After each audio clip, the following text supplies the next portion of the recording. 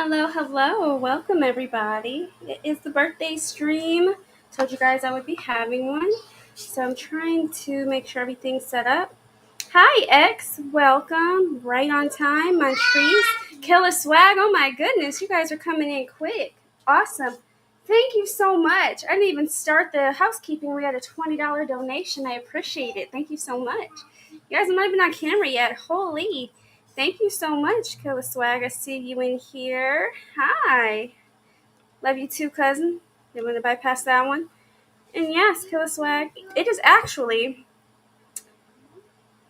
the birthday week, my birthday week, our 7-year anniversary, wedding anniversary, and then my husband's birthday. So it is a fun weekend, fun day we have planned because this is our birthday weekend / anniversary weekend. Yay! Hello, welcome in, everybody. So we are going to do a panel, of course, but first, housekeeping. I always forget the housekeeping, you guys.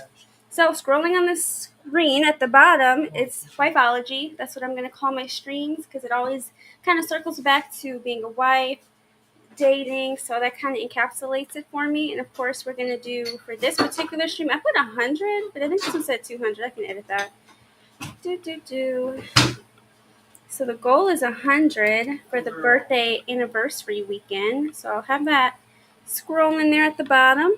And then housekeeping we'll go into a little bit. No cussing, no foul language. Be respectful to everyone on the panel. Like and subscribe if you haven't already. And sometimes here on the YouTubes, goodness baby, 1 second.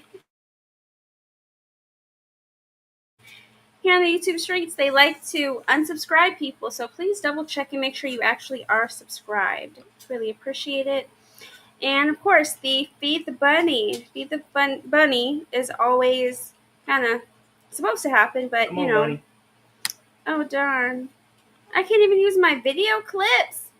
Nope. See what you're getting by upgrading. Well, I have a Feed the Bunny where it's like a tiny little bunny.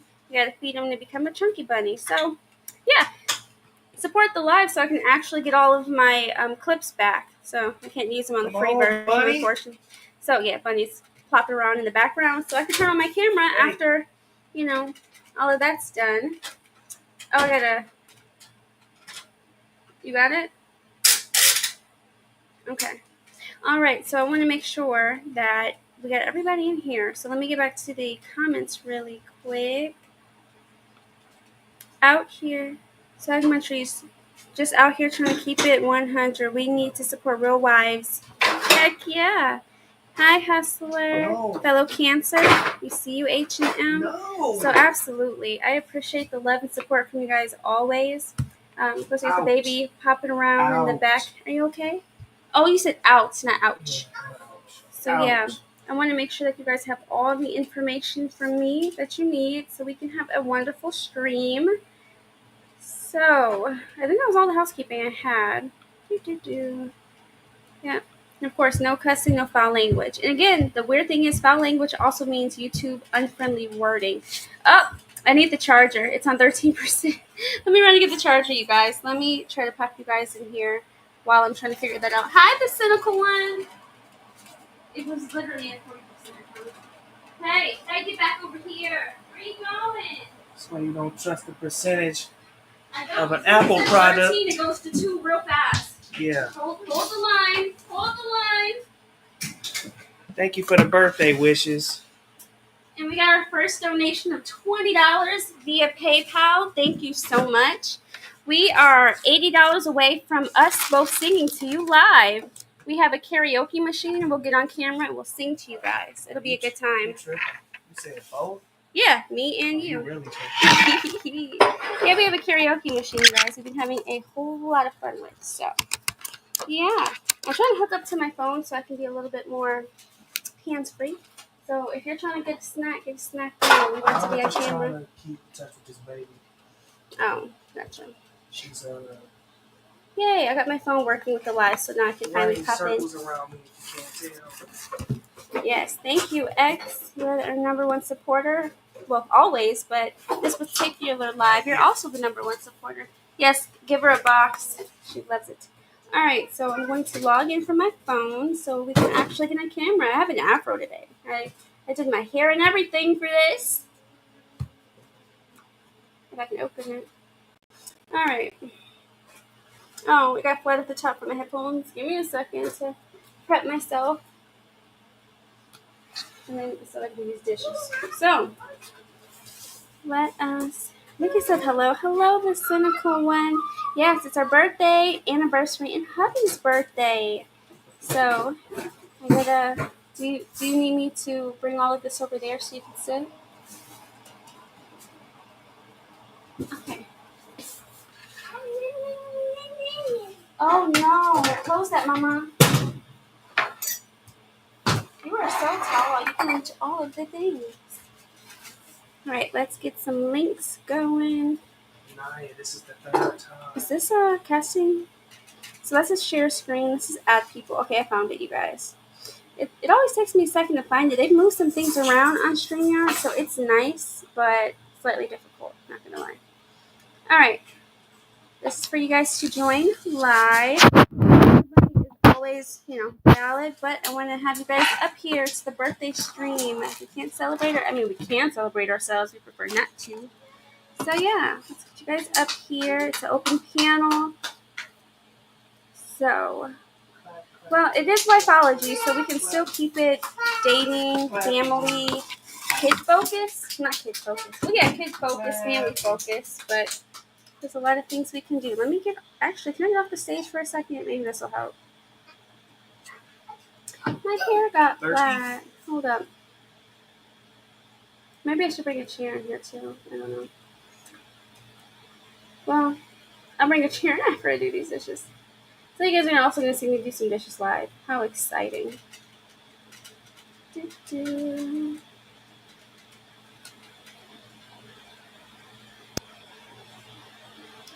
All right. Twice.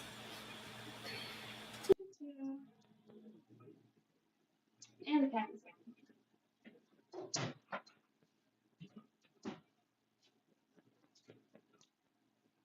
there. All right.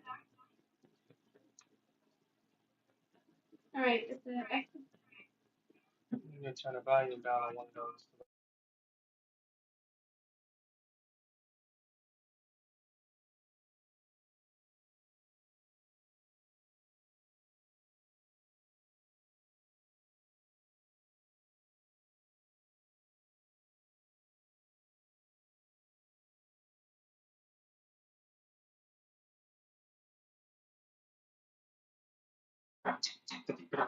all right. This location, possibly, because that was a lot of background noise.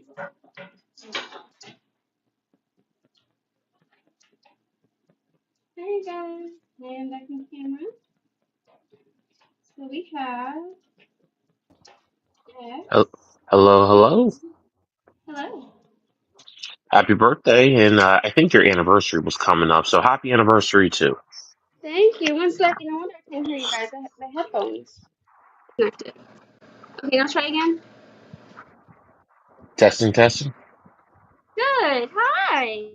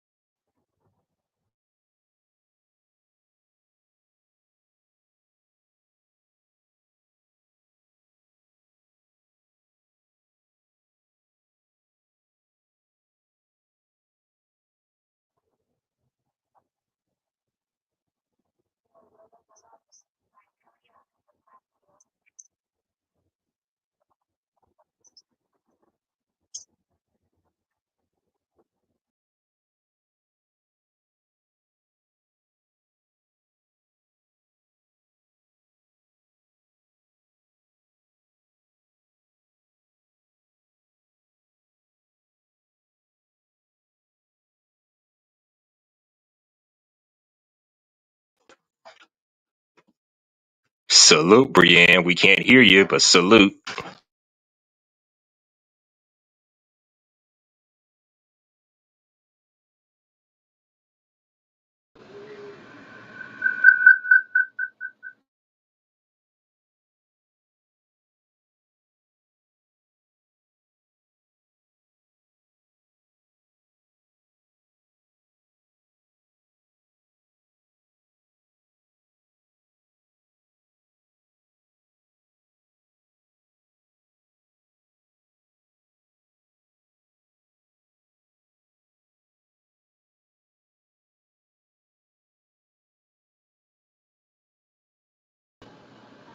Did I fix it?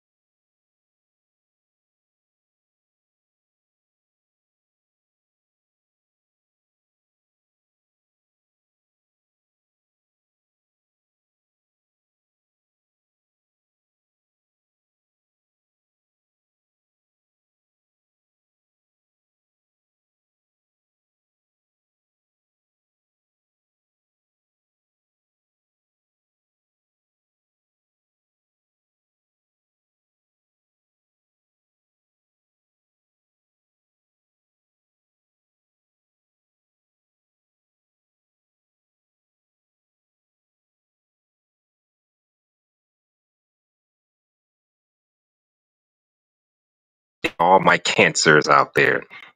Salute to all my cancers, as well as the water sign gang. You know, the cancers, the Scorpios, the Pisces. Shout out to my water sign gang.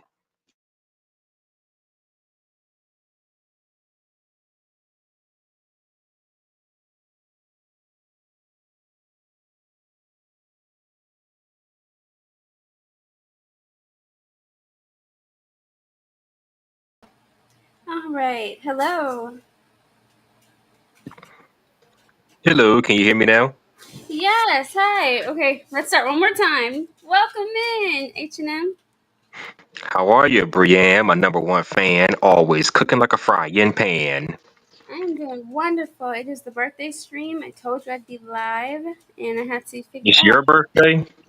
Well, birthday weekend. My birthday was the 6th. Our anniversary, our 7-year wedding anniversary was the 7th, and his birthday was on the 9th. Ooh, that's a lot. Yep. That is a lot of birthdays coming up. Absolutely. Yeah, man was 3 days ago on the 8th. Mm-hmm. Oh, happy birthday or belated birthday to you, Hustler. I'm forgetting names today. It's all good. Well, she got this little thing up here, so you can't see who's up here. Got the comment up here. Oh, let me drop that down now. I will star it in case anyone else wants to join, but there we go. No Oh, cussing, no foul language. Well, I'll try my best. Man, that is some bull. No, I'm kidding. boy. Don't you No, start. You know I got a mouth on me. Don't you get me started, boy.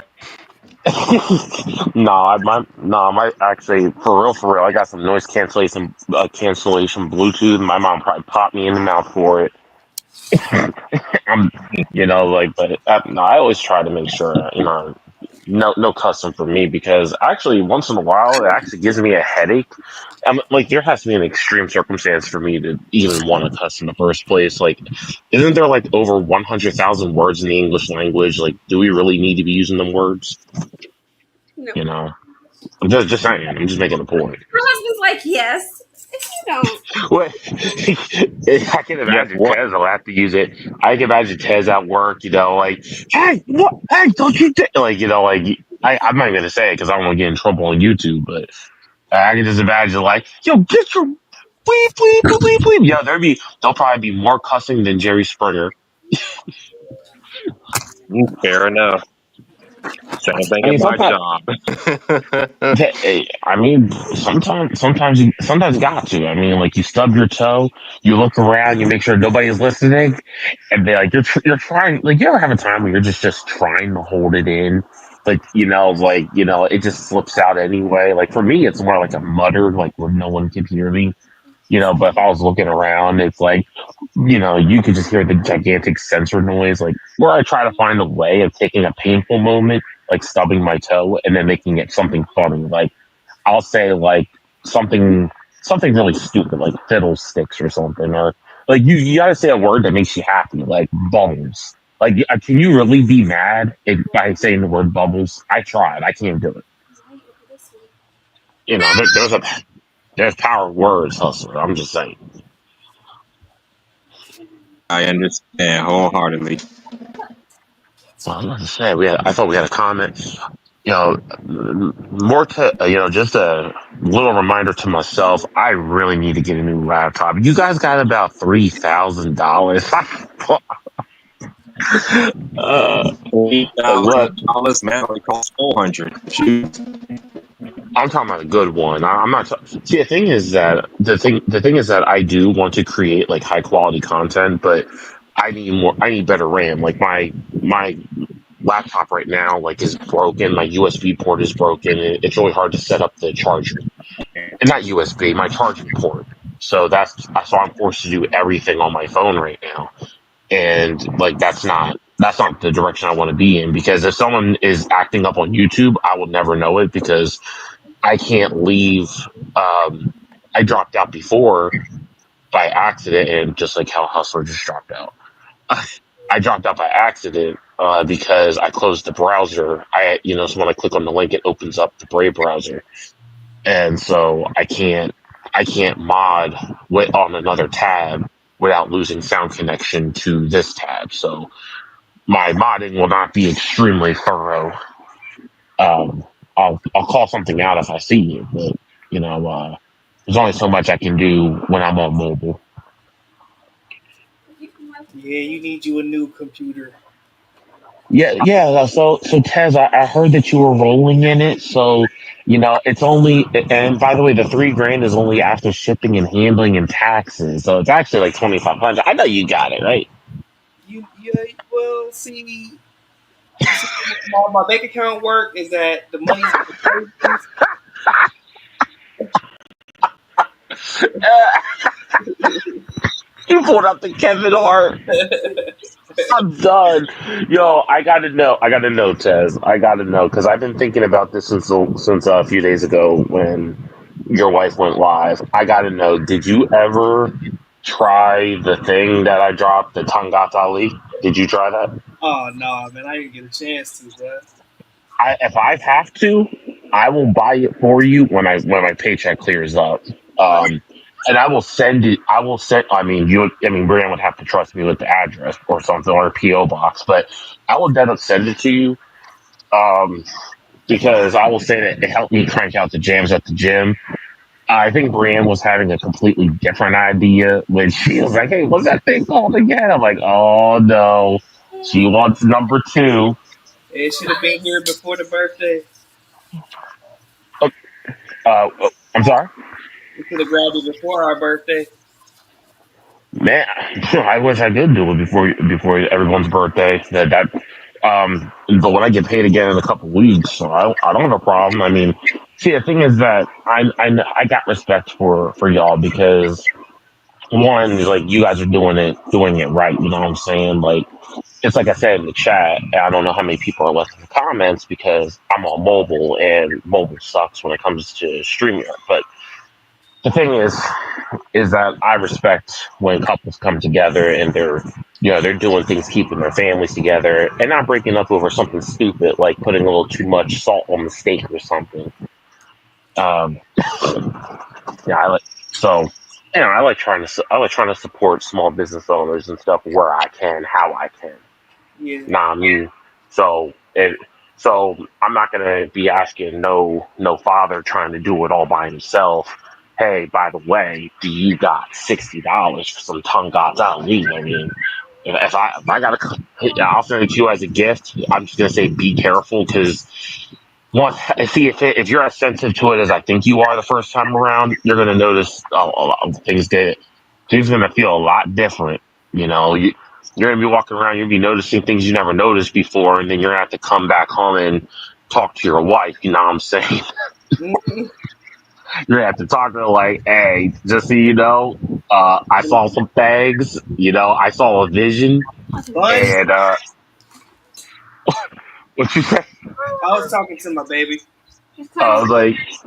Is like, yo, you're gonna have to come home and talk to your wife. Just you might as well just go ahead and go shopping for a bigger home right now. I'm exaggerating for comedic effect, but yeah. Let me see what it's looking like in 2 weeks, and I got you. And if you got to delay it, I got you. But Brian, you are gonna have to email me somewhere where I can send it. Or what I could do I don't know if I'm able to do this on Amazon. Maybe I can. Maybe you can set up an Amazon wish list. Like there has to be a way that I can buy it and then it just gets shipped to you, so that you can protect your privacy. It comes down to how trustworthy you think I am. So I'm down with that too. But We always have a business address for registries, so it's always public. We have a really, new one. I haven't put it on my page yet, but oh wait, what's I? Where did H&M go? Hold up. he dropped out like 5 minutes ago while I was talking. I don't. I'm going to guess he lost signal. Oh, I see. Okay, so I will. Uh, Let me 1 second while I try and add him back. Oh, you were in the private message. Okay. Well, yeah, you had to reconnect. I'm guessing H&M had to also. Yeah. And the thing is, I can't even read any tabs or anything. So whatever comes in through StreamYard, that's all I got. I can't interact with nothing now. Oh. Because if I click, I'm on mobile, and because I don't have my laptop open. I gotta get me a new one. And my goal is to get something with like 64 gigs of RAM. Like I'm gonna go.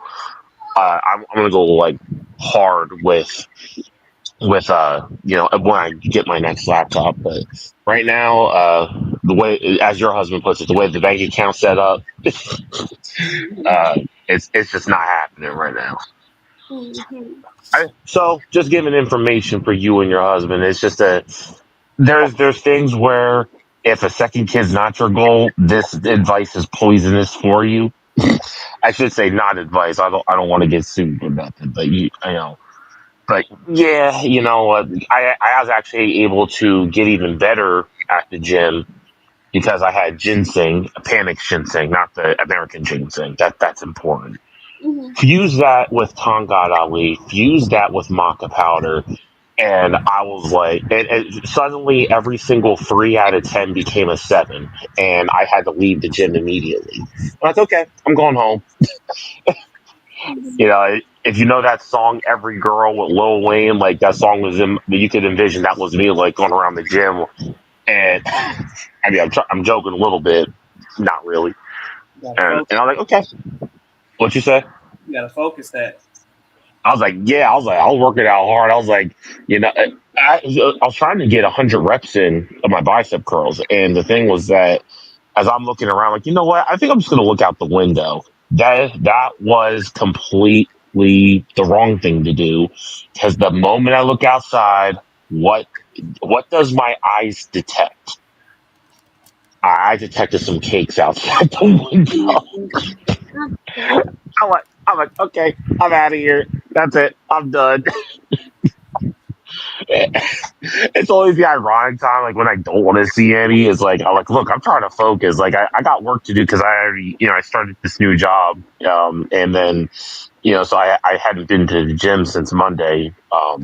Well, wait, today's Saturday, so I went yesterday, went Monday, so Tuesday, Wednesday, Thursday, I just give my body a break, and I'm like, so I can't be all distracted. I gotta go back tomorrow, but anyway.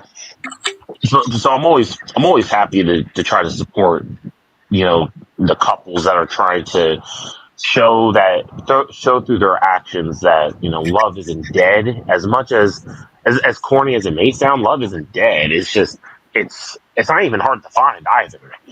It's more like I like the fact that when it comes down to like you and Tez brand, like it, I think in short it doesn't seem like you play any games, and I'm like, well, I like that. I like the keeping it real. It's like let's keep it honest. And so why shouldn't there be support for those who keep it honest? I think the world's backwards, like supporting all the wrong stuff. So if I got a few dollars, oh yeah, do what you got to do. I got you. You know. Yeah, I don't like games. I like Super Smash Brothers. Every couple months. But yeah, I see what you mean. Oh, you play Smash Bros? Anytime it's available, I try to grab it up. I've been wanting to cop a Switch myself. Now the Switch 2 is out, and actually have not had touched my Xbox since 2019 just to save on electricity because electricity had gotten expensive over where I'm at. So I'm looking at my Xbox, my PS3 right now. I haven't touched it, but if I can get a Switch where at least for a while it can operate on its own power, then that's what I'm going to end up doing. Mm-hmm. Um, but yeah, like I don't believe in like, and we talk about these things all the time. This is where it's kind of funny how I'm starting to notice how those who are keeping it real, they do have some form of audience, but there always seems to be something that seems to hold back the real ones though. And like that's why I'm not on the panels of the bigger channels because I think to an extent they're doing whatever they got to do to keep their attention. And to me, that's a turn off. Like, hey, I got it. You want to get your watch time up? Oh, that's a nice picture. Thank you. That's our wedding photo. Yeah, it seemed like more and more people gotta like up the ante to keep people engaged. Yeah, you can't have a Yeah, regular turn conversation. off. It's a turn off to me. So it's like there's a channel, this woman that I'm gonna keep it.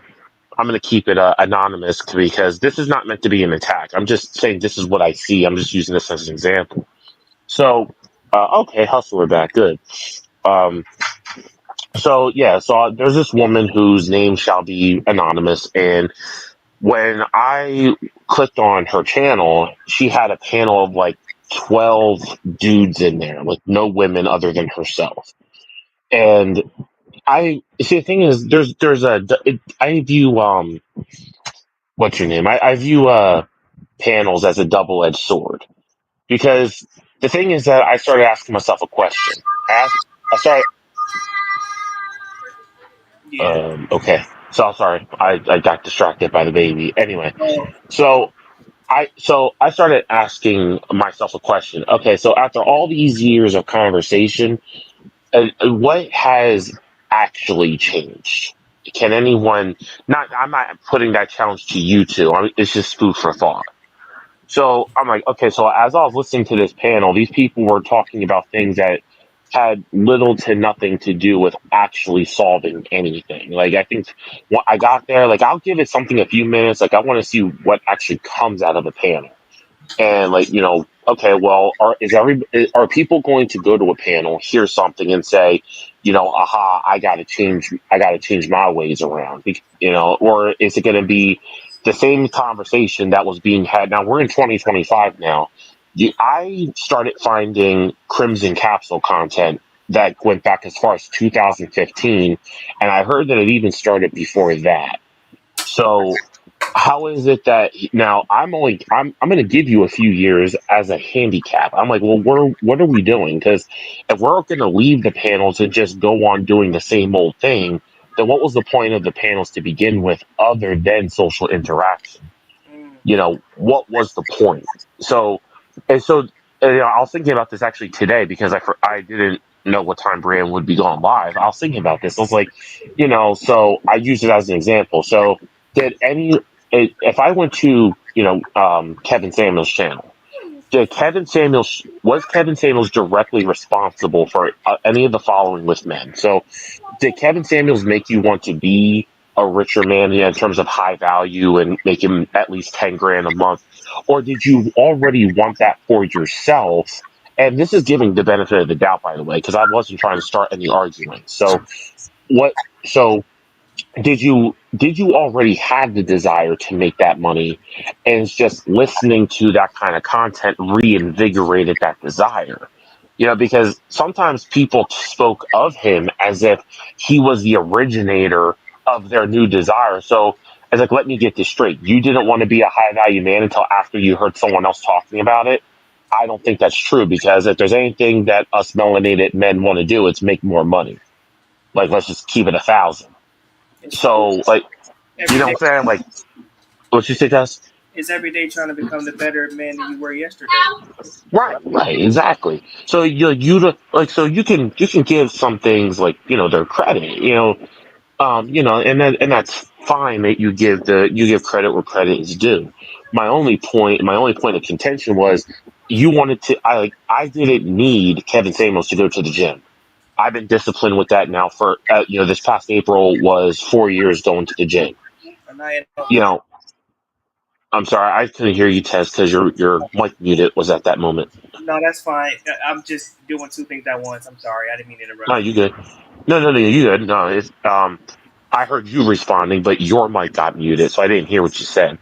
Oh, Oh, anyway, so so it was something that I had thought about over the years. I'm like, okay, well, so like, is there any information that we can hear? And this goes back to the panel that I had. I didn't go to the panel, like into it, like the way I'm with you guys now. I just sat there on the page and I just listened for a few minutes. And the conversation, I believe, was about Tia Mowry. I was like, why are we talking about Hollywood where they like think about what Hollywood is? And this might be like a quote unquote higher level concept if you really dissect it, right? So the best actors and actresses in Hollywood, they do, like I would never want to date an actress. Why? Because think about it, they're acting. They know how to put on tears. They know how to do things through their training in Hollywood, and that's assuming that they even had talent to begin with going to Hollywood, right? So if someone was a good actor or actress before they went to Hollywood, then they go to Hollywood and learn how to become even better at separate. It pretty much it's like giving someone dissociative identity disorder, because now you can no longer tell the difference between the woman you're talking to and the character she might be putting on, because good actresses know how to put on. not only that, So but sometimes they can't tell who they are anymore. right. So and that to me is terrifying to consider. So I had I had this thought. I'm like, but what does? So we're gonna take a lesson from someone who, for all I don't know. Like I'm using Tia as an example, where it's like, okay, well, Tia is an actress. She's in Hollywood. How do we even know that what between the divorce for? And this is for the example that I'll think about between the divorce with Corey, whatever that last name is, and then the drama with her sister. How do we know that this just isn't her way of trying to get back favor by manipulating the masses? Because I don't follow the story because I don't care. It's just like Kendrick versus Drake. I don't care. There's a couple songs I like, but there's a lot of songs I had from Drake that I liked, and there's a couple songs from Kendrick that I like. It's like, because I don't care. I don't care about the whole thing about P Diddy versus, all those people and stuff. It's like I'm not getting wrapped up in it because it's a waste of energy. Okay, so you get wrapped up, you get mad. Now what? What are you personally going to do about it? All you can really do without going to prison is boycott whatever that it is that they're a part of. If you feel that deeply, if you think they're guilty about something, that's it. Okay, now keep it moving. Like even in your life, Tez, you're like, yo, I got a family to feed. I don't got time for this BS. And you probably cussing your thoughts, if I'm not mistaken. So you're Straight up, probably like, you know what I'm saying? Like, it's like, so, like you're like, yo, I got priorities. Like, this is stupid. it ain't affecting my life. Why would I care about it? Exactly. It's like, yo, it's just like the whole stuff with politics. Absolutely. If it's just like politics. If it's not you guys have heard the rap songs. Like, if it ain't about no money, I don't want to talk. If it's not about my investments, I don't care. Yeah, Yeah, it's like, because what am I Every going to do? You know what I'm everything saying? can't be about money. Shoot. Well, I'm saying is like, okay, so someone gets mad about, like, the border situation. Are you going to go down to Texas and either, depending on what side you're on, I'm setting this up for you to think about. So, are you going to drive from wherever you're at down to the Texas border with an AR-15, armor-piercing rounds, and shoot at the illegals? Yes or no? The answer is no. So, okay, so what is me getting mad about the border going to do? Nothing. I'm not like, I'm out. I'm not going to say where I'm at, but I'm out here in Pennsylvania. I'm not driving to New Mexico, Texas, Arizona, or any of those southern states that are connected to Mexico. And so it becomes energy. All it is that when you think about what's going on with the media, they always use the same exact language. And language has power. Words have power. And now you're getting up in arms and you're getting mad. And for what? Haven't you ever heard of the phrase divide and conquer? Imagine someone that you probably got along with, but as soon as they had different political beliefs than you cut them off. And that's divide and conquer. And guess what? All the politicians, they're sipping mojitos laughing at us because it's always hook, line, sinker. And now with Generation Z, they're even easier to manipulate. Now, I know there's people that I can enjoy a conversation with, and when people, talk about how the economy is so bad and stuff, it's like, yeah, I can see where you're coming from because I can try to see both sides. But when people are deeply entrenched in that conversation, that's where and this goes back to this girl's channel. It's no shade to this girl. That's why I'm keeping her anonymous. She's greeted me in the past and stuff, and you know, as far as I know, we keep it cordial. We're not close or nothing, but we're not close in terms of like I don't know her personally. But my issue is that these are the conversations that be happening where if you look in the comment section of a YouTube channel that discusses politics, it's the same exact words every time. It's the same exact people calling each other names. And this is what people have fought for, so that people are now going at each other's throats, not realizing it's the top 1% that's laughing at everybody. That's why I talk about the whole thing about the money and stuff like that. Make sure your investments right, making sure your family's good, making sure you're debt free, and all that other stuff, because everything else is a distraction. I can get along with anybody great because I'm not deeply entrenched in politics.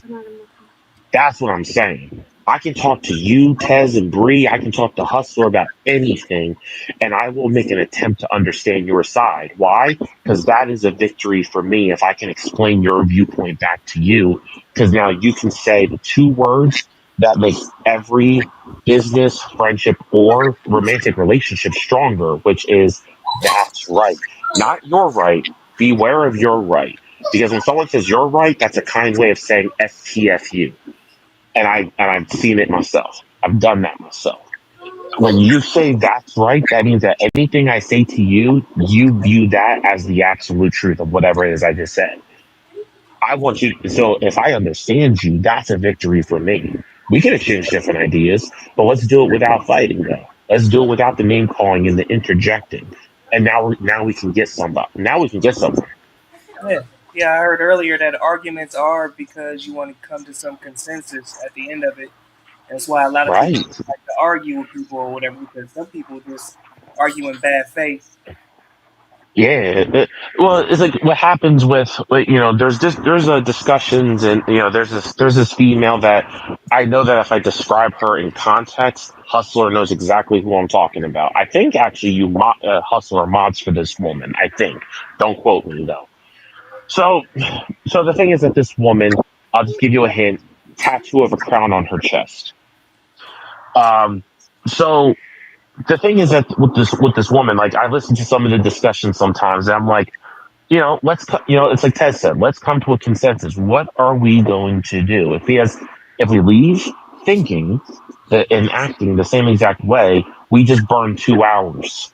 That's all we just did, and that's good. Like, and we can come to a sort of agreement. We can come to an agreement. Sometimes people they get upset and they get passionate about what they're talking about. Also, we also get frustrated because sometimes we're talking and we have this idea, we want to get it out.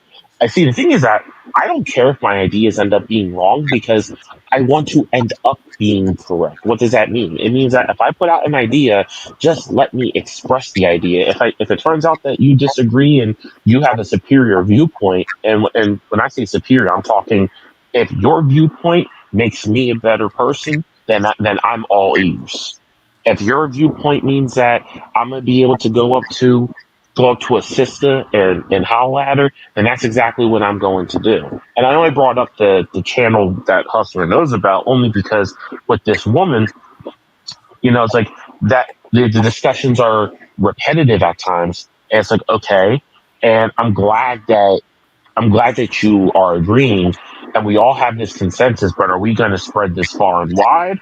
Or are we just going to have our own separate walled gardens and just continue living the same lives? It's like, if you've been making the same content for a decade, what's been the effect? What's been the societal impact of that?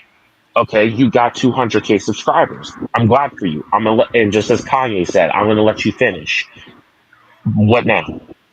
And it's not a diss because if I went to go, like, I never spoken to her, but if I went to go talk to her, I would happily greet her. I would happily say, "Hey, what's up?" I don't always agree with everything, but you know, I don't agree with every single thing. I don't believe that the curb should be in my face when you're a married woman. That's why I choose to financially support Brienne over everybody else because I don't want the bobs in my face. It's like you can't claim that you are who you claim to be if you got like there's several things with me that turn me off, like with women in general, which is cussing, outside of the big O, as it were. Number two, I have to disguise it for YouTube, because outside of Who are we bedroom talking about? fun, uh, Just talk. I'm just You said talking. it's a YouTuber that I know. Who you talking about? You, you, I can't say. I mean, like, I'm not trying to start drama. Uh, You're well, always on this channel. can you give me an initial? Like I can figure it out for That's myself. too, I won't say the name either, that's too obvious. That's too obvious. but If initials I can was to mean go, acronyms can mean anything. okay, let's see. I'll give you a hint. Woman, changes her hair a lot, likes to so-called lock people up when they're clowning in the comments. Uses a walkie-talkie. Changes her I'm changes her sorry. hair a lot. Locks people in the chat when they're acting, or put them in timeout when they're acting up. I think it's time out, or at least stops accepting super chats from them or something. I can't say the name. I already gave you a big descriptor. There's a tattoo of a crown on her chest. You're in her chat a lot because you donated to this woman a lot. I see the replays. I mean, it's a lot of female channels that I hop on. The ones I rock with, anyway. Had a falling out with someone that she used to call her friend. That could be anybody. You say I'm Oh, trying to stay out of the. You say I'm trying to I know say who you. put a one in Hold the on, I chat if know you're who you talking masculine. about. So when now? Yeah, no. I'm sorry. What you say, Hustler? You broke up. You said she's hyper masculine. No. I said the other hint was put a one in the chat if you're masculine. She likes to put up ones a lot and stuff like that for, I guess, for engagement. So I was using that as an example and a springboard. Oh, I know who you talking Exactly. about. Yeah. Right. So I'm using an example. Again, if she figures out I'm talking about her, I don't want to one day go to greet her for the first time and she's like, "Oh, like you like oh F you" and stuff. Because remember, when she had a falling out with her friend, it's like, okay, well, all this stuff can be good training in conflict resolution. The thing is that people are too easy to cut other people off. But then they want. But if you're going to be in a couple, you're going to tell other women to talk about, how we need to. Oh Well, first of all, we crap! need to forgive one another. What? What? Hold on, I'm driving. I just saw a car accident. Well, the aftermath of a Oh, car accident. But don't continue. don't rubberneck. Don't Oh, rubberneck, or you're next. Just real talk, because I do it sometimes too. If it's a reminder to myself.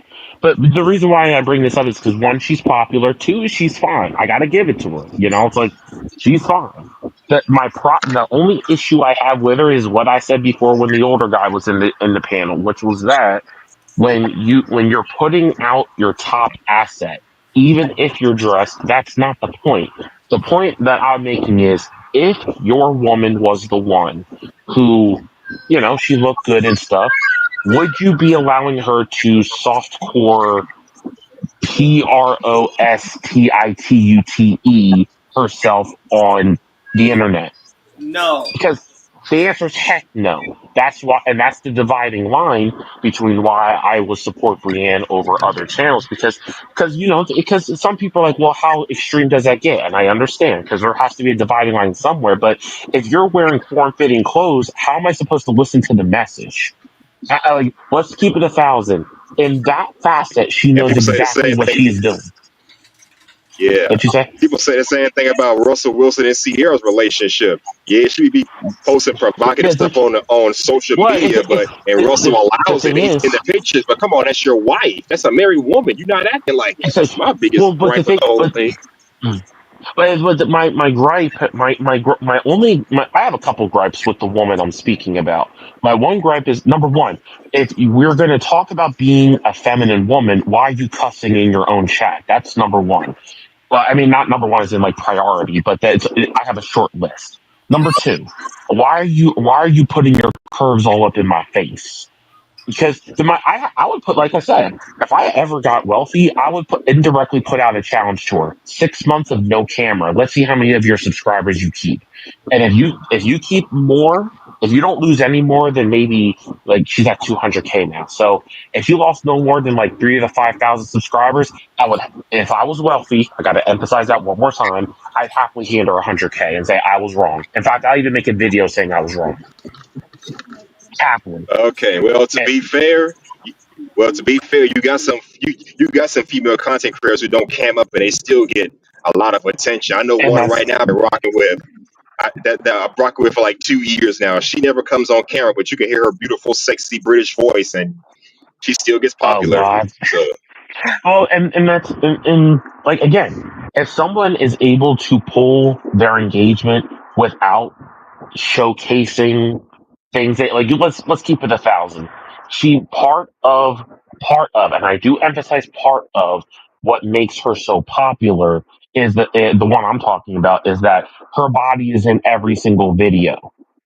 It's like it's in your face. The curves, the way the chest be popping in my face. Like, okay, well, this is why now I have to use the Brave browser and play everything in the background, because I can't. If I'm being honest with myself, I can't focus on what you're saying. I'm talking about to women, right? And especially because I do want to meet a curvaceous black woman and get with her someday. Get with one someday. I cannot. Let's be honest. Men cannot listen thoroughly when we are visual creatures and we're seeing all that in our faces.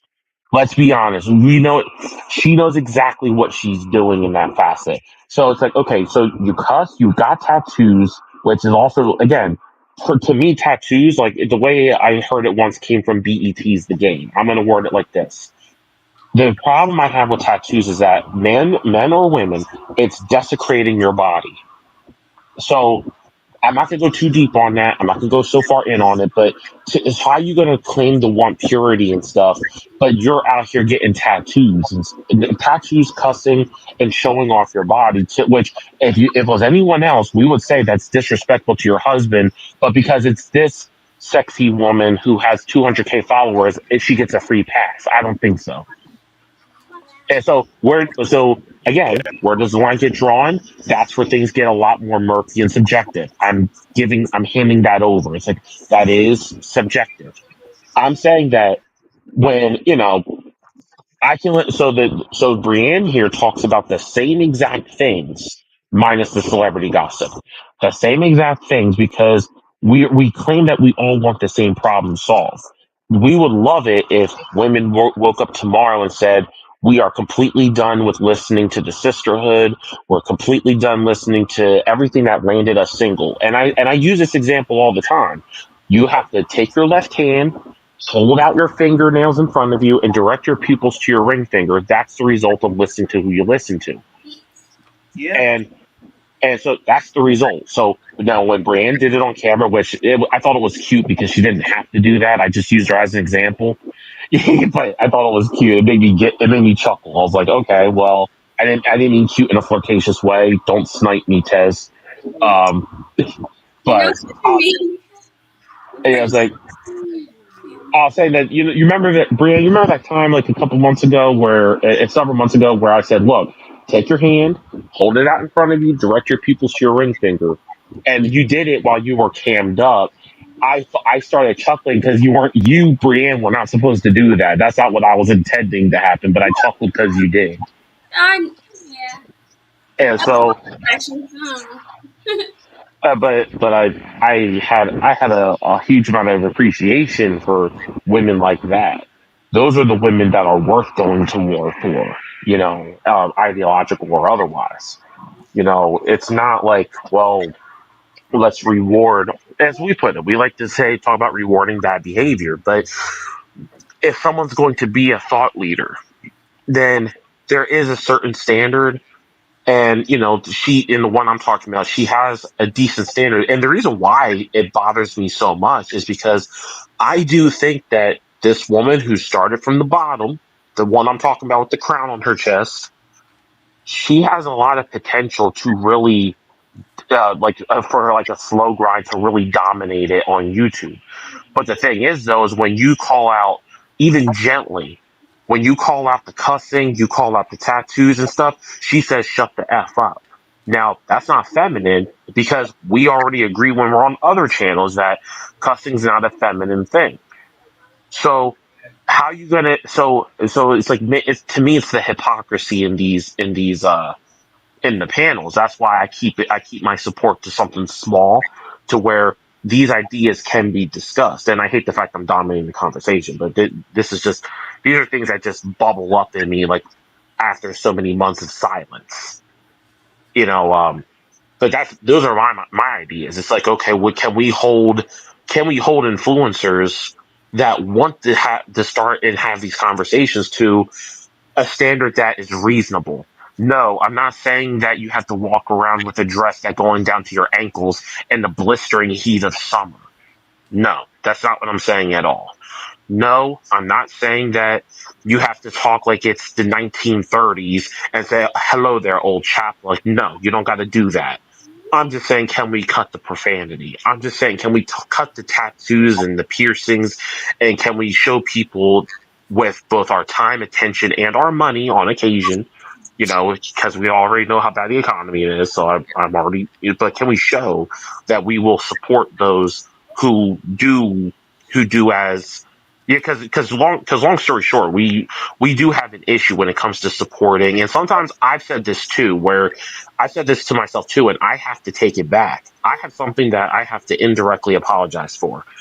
I had mentioned, I forgot who I said it to. I don't even think I said it on YouTube, but I once said that I will never ever hand money over to another man's wife.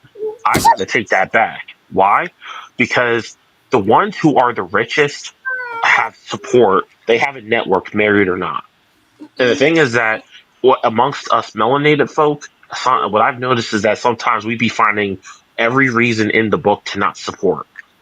If someone, I'm not talking about someone makes a single mistake. I'm not talking about if the woman with the crown on her chest were to trip and fall over, stub her toe. I'm not talking about that. I'm talking like sometimes the cussing, she too happy with it. And it's not a forgive my passion. Like, no. No. Like, think about what you're going to say before you say it. Some kind of situation. It's like, hey, this is what works. It's like, but the thing is that your husband's allowing you to showcase the curves in my face. It's not even like the occasional workout photo. It's like so if we saw the attire of workout stuff, how it hugs the body and stuff. If we were to do that and we were to see women dressed like that, we would think it's promiscuous. Yes or no? Am I wrong? No, you're wrong, man. It's a tad bit promiscuous. So it's like, well, but because it's this particular influencer, she gets a free pass and it's fully okay. It's like, what? Wait, what? And no. The people who don't cuss, the people who don't show things off.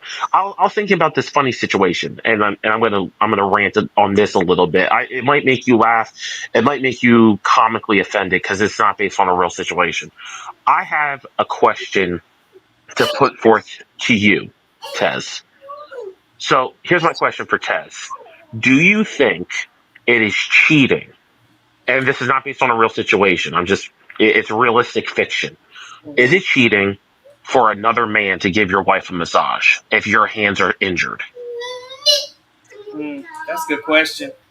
Now, because some people would say, well, no. It's like, let's say you're there present, like you're making sure nothing's going wrong, everybody's comfortable. Because in general, I love giving massages. When there's a woman who's willing and trusting of me, I love doing it. Every woman I've ever laid hands on can tell you I'm gifted at it, and I should have went to school for it. But my point being is that because if you say it's not cheating, that's one thing. It's like it might make you feel a certain type of way, but the thing is that now people say, well, my question would be, what's the dividing line then? And some people say, and I know the top answer that I would get, because I think I raised it with my brother who's also married. And he's like, the top thing is that you're paying for it. It's like, okay, so money is a separating factor.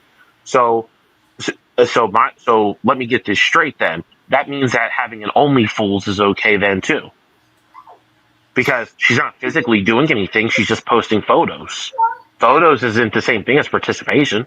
You got a point, but I feel like when it comes to massages, it have to be situational. Yeah, I invented this too. And someone asked, and my brother would be the one to ask me and flip the script on me, like, "Oh, would you allow that?"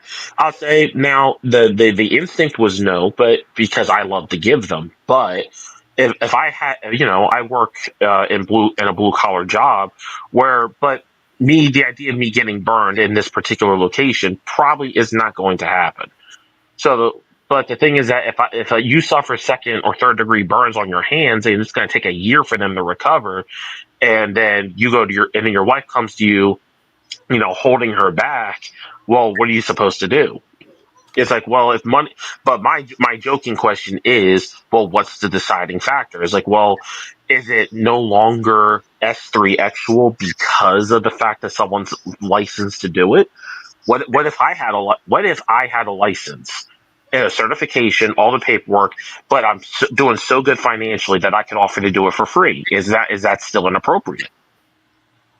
Like I said, it's situational, 100% situational. So Yeah, and I thought it was a little thing that made me chuckle, because sometimes like you be having conversations, like making up situations in your head, like when you're driving, and then you actually like have a real life reaction based off of that hypothetical, But yeah, I thought it was something good to bring up, because well, it's an idea to laugh. But going back to this whole thing about what's appropriate for wives, it's like that's why I choose the people I choose. And when I say people, it's really just you two at the moment, because I'm not around you. I'm not in the YouTube streets like that. You know, yeah, I do think that you two set the standard of what black love's supposed to look like. At least from the little bit that I've seen, it's like you let your wife stay at home, and you take it all on, and anything that happens in the workforce, you take that on the chin like a champ.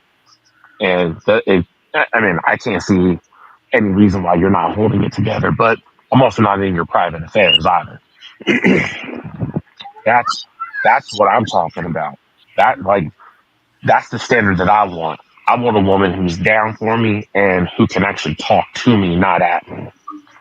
You right. know, that's what we need. I mean, I think that there are several times where the YouTube algorithm should have already um, caught the channel and sent it to the moon in terms of viewership and stuff.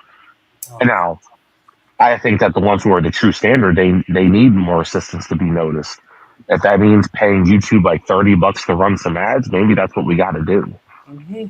Yeah, and I say we, I meant me, um, but maybe that's what's necessary, because like right now, I do believe that channels who are like really living the standard, I think they're being blacklisted. But I will be right back. I'm gonna mute myself. You good? This is so cute. No, but it's like stuff like this in our relationship ain't really interesting like that. It don't fit. It don't fit the narrative that's trying to be pushed of like happy marriages and all that jazz. Me and Bree known each other for a very long time. She's been with me before I had anything, and now that I finally got something, she's still here. I got hurt. She took care of us while I was hurt. Didn't complain about it one time. In fact, I feel like if I was hurt, she would like want me to be home. So I appreciate her for that.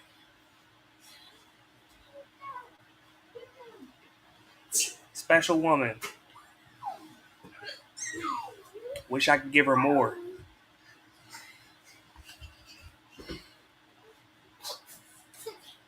You coming back to your live? I'm literally playing with happy. I hear everything. All right, just making Yeah, sure. I'm right here. You hear this, baby? Ain't nobody in here, no. Okay. That's oh. Okay, I'm back.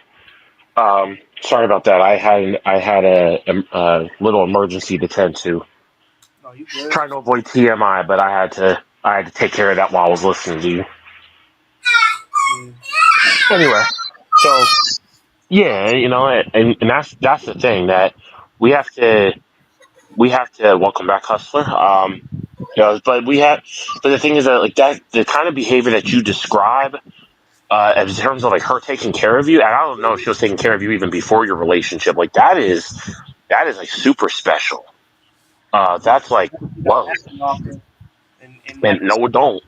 it don't See, happen. that's the thing. I say this jokingly, but bro, big bro, you might have to move out of wherever you're at, get yourself like a something in the middle of a forest somewhere, because just like how there's going to be women trying to hunt down a husband, like a good husband, there's going to be men trying to hunt down a good wife. The covetousness will be on the rise. It's going to skyrocket because we're kind of like, we talk about getting our passports and stuff all the time. But the thing is that it's such a hassle to try to get out of the country because you still got to pay your bills while you're doing that. So it's going to take you like a decade to save up all that. Where it's like, we don't want to do that. We never wanted to have to talk about getting our passports, but it seemed to be the only thing that really kind of like woke a lot of women up. And Is that, top it off, Western stuff is everywhere. It's not just here now. So you go to a different country or whatever and get a woman, and it be the same shit. and it could be. It And it's could be. Now, I'm talking about area, and Yep, it's it could be. unfortunate because, and it could, I'm see. There's certain areas where, I think that like euphemism hit these areas, but because of their own lifestyle and their culture, I think there's one particular country where there's still public shaming for promiscuity. There's still like I forget which one was country. I think it's in Southeast Asia. I Philippines, maybe I think, where they're not Philippines.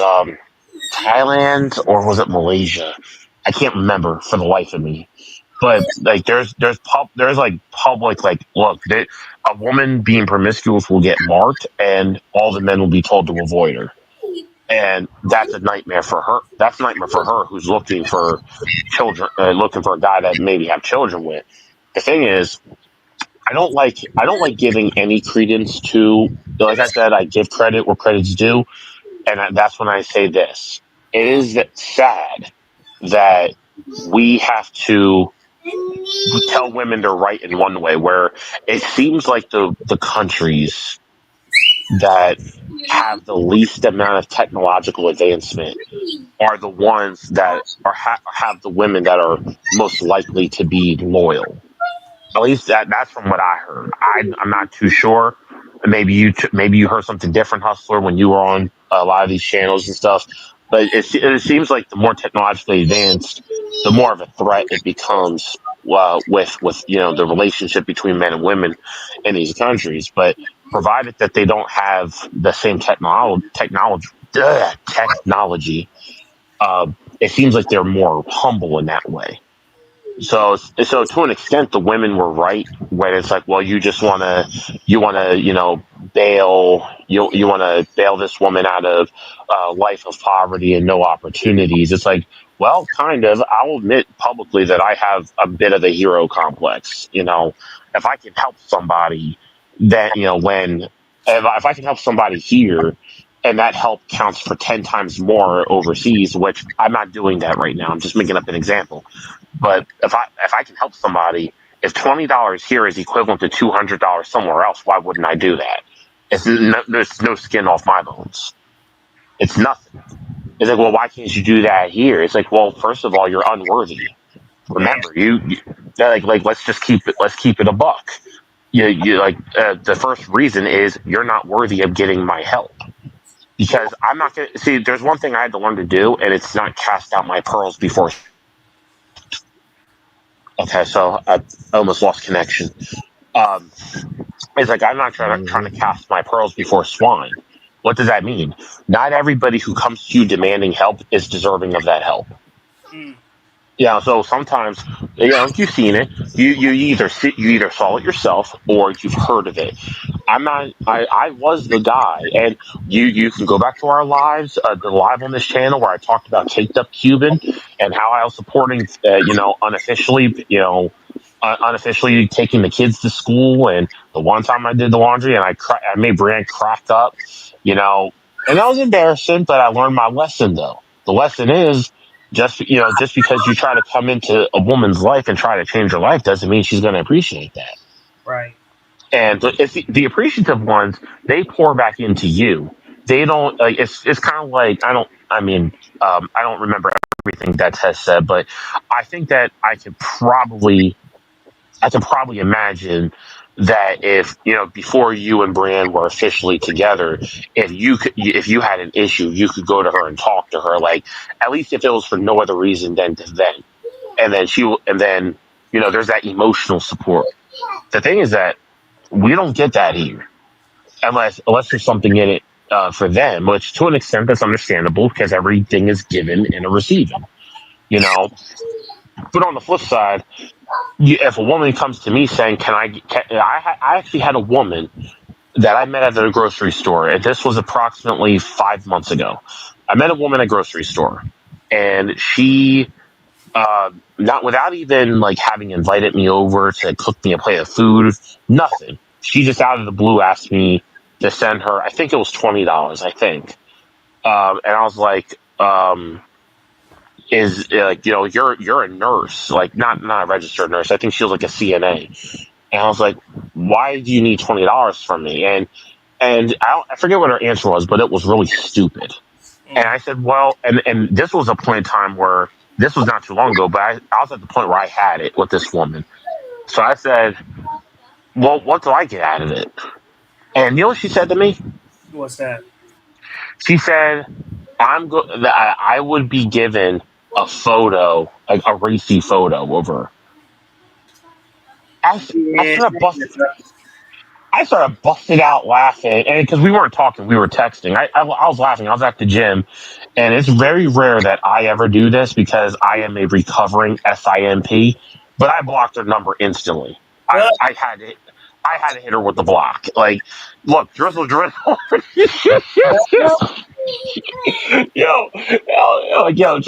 I don't do that. I was so irritated that I like. Usually, I would never block a thick black woman, but I'm like, so let me get this straight. I think I said this to her. I said, let me get this straight. A photo that you probably send to everybody else, you're going to try to sell me for $20. And she did not like that response. You I'm could have like, you know what? probably could Yeah, have go got ahead. cheaper Wow. on the only. I'm like, wait a What minute. did he say? Like, what? Uh, yeah, what?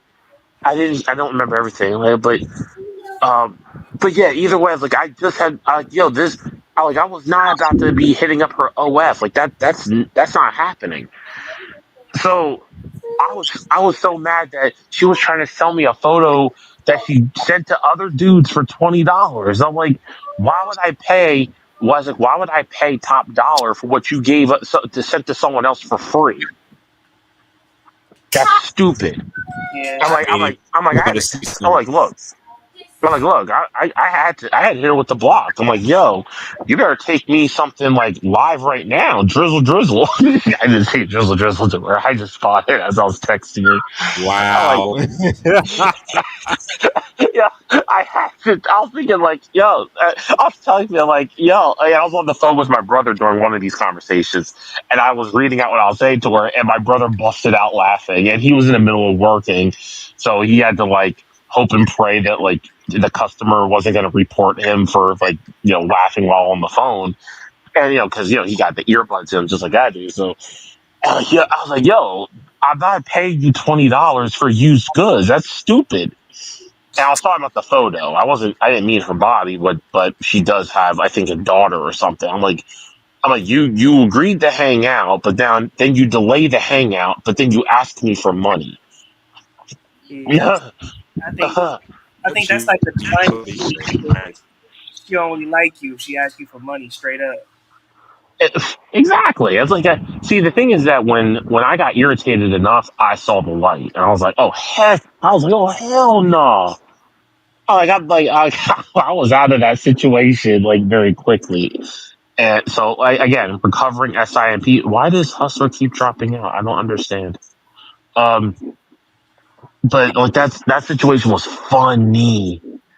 It really made me started waking up. Where I usually I usually get these stories every once in a while because it's not often a woman ever gives me her phone number because I'm socially awkward, like real talk. I'm only confident now because my camera's off and stuff, but but really, it was funny. It was something where I started learning my lesson really quick. Where I am starting to indirectly demand reciprocation. Or it's like it's like if you're gonna offer me something that's already used, you better be coupling it with something else. Like I don't know, a good attitude. You Hey, know, it's important to have reciprocation, man. Extremely. for real. You can't. And that's the thing. I used to not accept reciprocation because I used to feel guilty when even with the woman I met a year and a half ago, woman that had me depressed for a while. And the thing is that she wanted to reciprocate, but I always felt like super guilty, like I was doing something indirectly that put pressure on her. And a couple of times I actually rejected her reciprocation, but not in a harsh way. But it was more like I started feeling really, really bad for accepting it because I thought this was rare for me. So this was the first time for me. So I was like, I feel like I was doing something wrong by accepting that. So I started seeing it's not bad to have a ground floor level of self esteem where you have a certain threshold of things that you will and will not tolerate. You know, I will personally me. I would like to be dating, but at the similar token, I also don't want unless again, I'm not saying this to be flirtatious, but unless I'm dating a version of Brienne, there's no way in heck I'm offering dates anymore. Like, we can go hang out somewhere. We can meet up somewhere public. If we do end up having to spend money for whatever reason, we're definitely paying for ourselves because I don't want to put out the message that you're being forced into something. I already got about 91% of the time, I ended up getting ghosted before, the date before the conversation can even proceed to set up a date. So, just, I had to start changing my priorities around, It's you rough, know. bro. Yeah, that's why I'm like, where do we find these people? Because I'll tell you right now, they're not in Southeast Pennsylvania, not by a long shot. I'm gonna I, tell. I bet, I'm gonna tell you something. Me and my wife have known each other for an extremely long time, like from my childhood. And I think that that's gonna be the way that it's gonna happen from now on. Type shit, type stuff. It might be real yeah, hard to find somebody like out in the wild. You know what I mean? I think you're right about that. And unfortunately for me, I grew up in a sheltered environment, so for multiple reasons, but I had a sheltered upbringing, so I didn't really develop me deciding to approach a woman is usually a hit or miss. If I'm just not feeling it, I'm just like there's sometimes where I decide, okay, I'm gonna go talk to her. There's other days where I decide to, and then I don't want to use the A word, and I cancel the mission. I want to use the A word, but YouTube might think I'm talking about unwanted babies, so I'm not going to use the A word. But I'm like, okay, cancel the mission. We're done. Slam on the brakes. Let's get out of here. Right. And that's happening a lot. Locally. It's like there's a couple females I spoke to, and they're fun conversations where my instinct to mate is at war with the fact that I'm kind of just fed up with it all. And like I started to feel a lot like the masses did without having to be in the panels all day, every day, talk about the same thing. Well, it's like when people are talking about things like the wall, or like that's becoming more rare because I think the Crimson Capsule is dying on YouTube. Um, as a topic, it's kind of been, it's kind of like a beaten horse at this point. And it's kind of like trying to squeeze blood out of the stone, Mm. And the thing is, like, I was like, okay, so because really, what do men want? Like, let's just simplify it. Like, if I was to simplify it down to three things, or at least no, two things really. Men want unlimited S3 actual access to a woman who cares about them and respects them, and they want um, they want the finances to have a decent life without having to work extremely hard. And there's a difference. Me personally, I like to do things with my hands. I just don't want to do things with my hands for 14 plus hours a day. I'm There's a willing. difference. What you say? I'm willing to, but that's only because I found somebody that's worth doing that for. You know what I mean? Right. Yeah. And that's what's up too. And like I use that as an example because but what three things do men need to work on? Well, I like to call them the three M's of dating. And Brianne, if you're listening, feel free to take this and run with it. Because you probably have not heard this anywhere on YouTube. I'm going to simplify. What do men need to work on? Their mindset. Well, their mindset, their muscles, and their money. And people say why? Well, you need. So when I say money, I'm talking about can you economically support your family, and I don't just mean acquiring currency. Do you have? I don't know about your living arrangements, but do you have a goal to one day, have your own farm, your own garden, grow your own food? I'm talking about the supporting of the physical needs of your family with or without currency. So that's your money, your muscles, not just looking good for your woman, being physically healthy, but the ability to protect her from any and all threats. Welcome back, hustler. Um, and finally, you have your mindset, which is the hardest thing to work on. That is where you are more emotionally under control as a man. That's where your woman comes to you with an issue and you don't tell her to be quiet so you can watch worthless football. That's where you know when to give undivided attention. You know when to let her vent. Where you have developed and this is the hardest thing to develop because it can be very abstract at times. So that's the three M's of dating for me. That's X's three M's of dating. If you want to take that and run with it, in fact, hustler, you're just coming back. So I was talking about my three M's of dating about what can men do to what can men do to improve to the point where they would be virtually irresistible to any woman of substance? Because a woman of substance isn't going to demand you make six figures unless you live in an area where it's required that you have that, like California or New York. Like those are areas where 40 grand a year is not going to cut it. No matter how much you love no matter how much that woman may love you, there's no way that 40 grand is going to get anywhere in California. It's not happening. In fact, actually, I think you have to gross approximately $500,000 to do anything special in California. And it's similar with New York. So that's the three things that men work on: their problem solving capabilities. You could also say your mental maturity, right? So when someone says something to you, and this is something that I myself want to work on, I think I've worked on it a lot over the last 3 years, and I still have a ways to go. When somebody tells me that I'm wrong, I don't mind that. I don't immediately freak out as much as I used to. Instead, I start thinking, okay, are they telling me something to manipulate me and piss me off, or are they actually trying to help me? Because it might not feel good to hear, X, you got to lose weight, which I've been working on that for 4 years anyway. So I'm making strides in that. With my money, hey. Is it reasonable for a woman to want a man to financially support her? Yes, it's in her code. Despite what people may hear, is like if you have a woman who's working and you're the one paying the bills, then your woman who's cooperating. I don't like to say cooperation. I take that back. I like to use the word collaborating. you two are collaborating on a better future.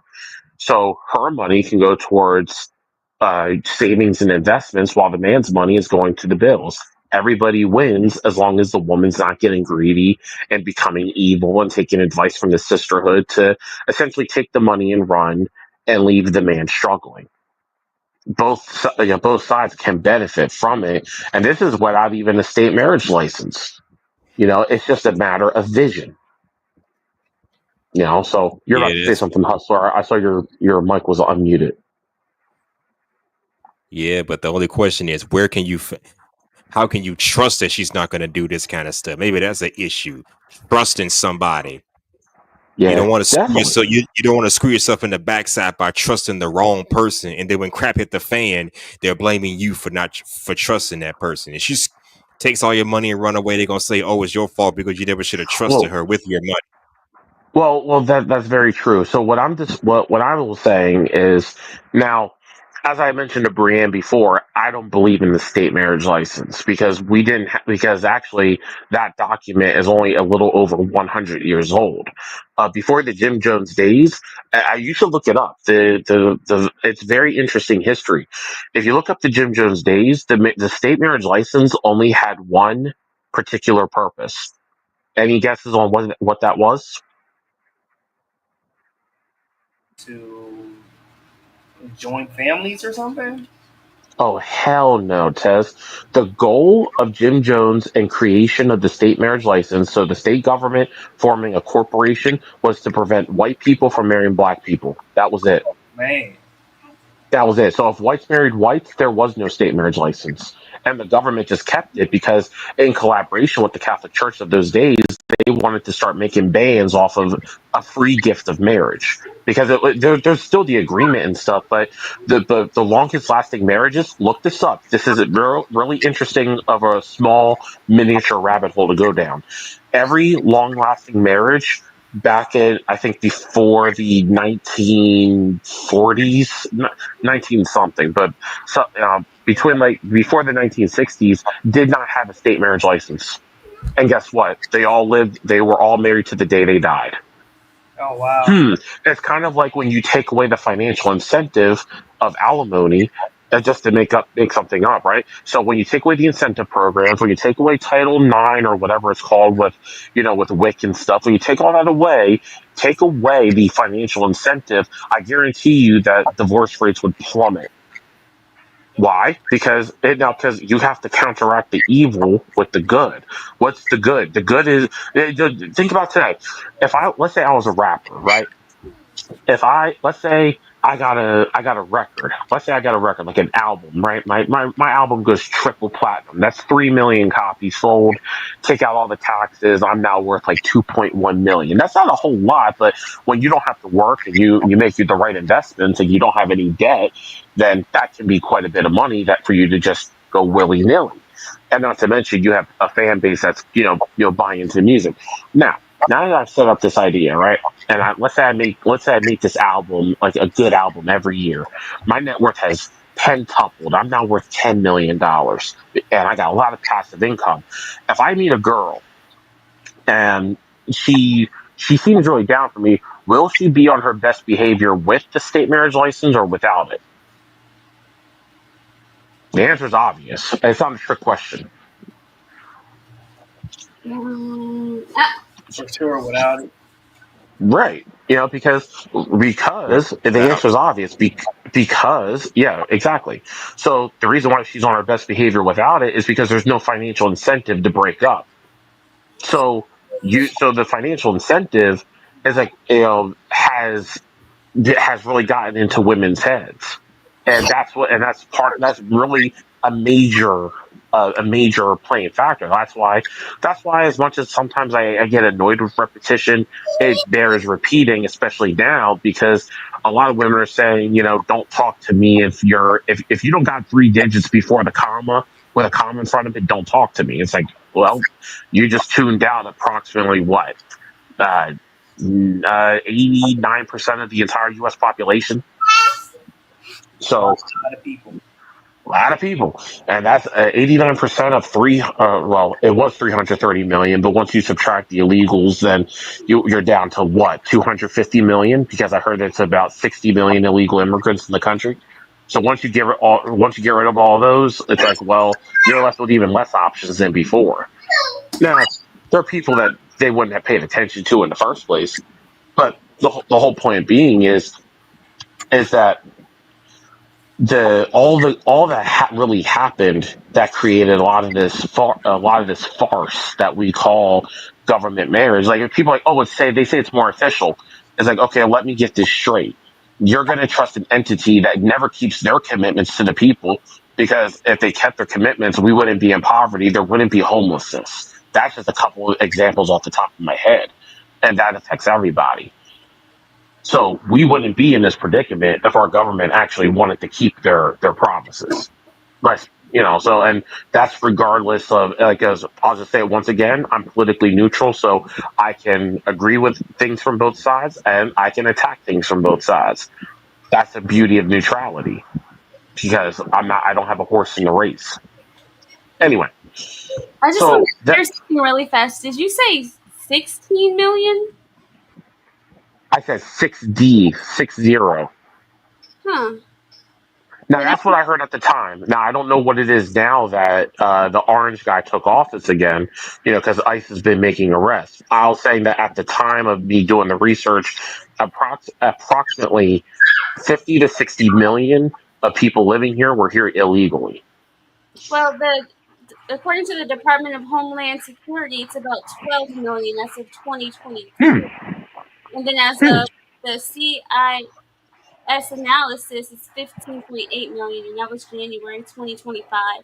It just that seemed like a high Interesting. number, so I looked it up on ChatGPT. Okay. Yeah, okay. And I don't even be remembering the years. I did my most up to date, search in. So these are all things that play into, are the conversation, because I also believe in a concept called interconnectedness. Now, taking all the philosophical, spiritual stuff out of it for a minute, I do believe that a lot of things are connected. Where the politics, the economy, the mindset of women today, all of this is connected to why we're not getting married today. And I listen to the channels once in a while to see if there's any new messages. Well, and there usually isn't. But there's there's some value of saying, okay, well, this is what men can do, because we don't want to create an environment where men think that there's nothing wrong with them, because all you're really doing then is forming a new cult. If you're going to say feminism is a cult, and it is, well, don't go creating the male equivalent. You know, so that what can X do? When X looks in the mirror, I say, you know what? I can work on my body, because out of all women's requirements, the saying, 6 pack abs, 6 foot tall. Out of all those things, the one thing that I completely agree with women on is the 6 pack abs. As men, we have full control over how physically active we are. Now, that might involve putting in more hours than we possibly can. That might involve you just cutting some things out of your diet. We have control over what goes in our mouths. So that so it's reasonable to it's not reasonable. It's unreasonable to expect like a super like symmetrical sculpted body, and that's where you give credit to like women in Thailand, how they can fall in love with watching a man work out, saying, okay, he's not there, but he's putting in work. That's the deciding factor here with me. Is like that's what I heard, is that the Thai women, they will look at a man in the middle of working out and say, you know what, I'm confident he's going to keep this up. I'm going to get in there. I'm going to involve myself with him, because then what would happen if a woman sees you at the gym and she sees that you're putting in work without any other additional motivation, then you'll even be twice as motivated to keep going with her by your side. Because now you got a whole new reason. You're not going to stop working out because of her, but you might even work out harder. You know what? You might think you can't do it, and that woman looks at you, motivates you, saying, I know that you can do better. You know what? I've seen you here for a couple of years or a couple months. I know that you can do better. And you know what? Take a 2-minute break and get back at it. That's an inspiring woman. That's someone that we would want to be with, unless I'm wrong. I mean, I invite anyone to stop me because I'm the king of rants at this point. So stop me if I'm wrong. You know, it's like if I had a woman that came up to me and said, is like, look, I see that you're tired from work or whatever it is you're going through. How about you come to my place? I'll make you like the best salad you've ever had. I'm like, what? And like, what was that? Like, so welcome to the chat, Xavier. Happy birthday to you. Happy birthday to you. Happy birthday to you. Oh, Thank you. Who's that? You're welcome. yeah. What's your name? I'm back. Xavier the Ultimate. Thank you, Xavier. I appreciate you. Salute to Xavier. Salute. Yelling. See the baby screaming now. Oh my gosh. What you screaming for, little Have girl? a good day, Xavier. Thank you. Welcome. That was just the sweetest thing. That was cute. That was cute. I ain't in front. Was that his Holiday child intent. doing that? I My have no nephew, idea who that was. but I'm not sure. Yeah, I thought that was my nephew that came on. I just think it was a kid Oh, that was your nephew? No, I Okay, thought it didn't know. was, but I asked for the name and they said Xavier, and I don't know an Xavier. Oh, okay. That was just Okay. the sweetest. So that's what I'm saying. You know, that's what I'm saying. That so you get blessings like that. Anyway, but those be my viewpoints about how like we as men can actually attract the women that we do want. It's like we do got to work on our. I think that the hardest thing that we will struggle with for life would be mindset. It would be emotional regulation. Because we're not fully logical either. We hear a story about cheating, we're going to go foaming at the mouth and typing in the comment section. I actually catch myself typing one time, and I had to stop myself.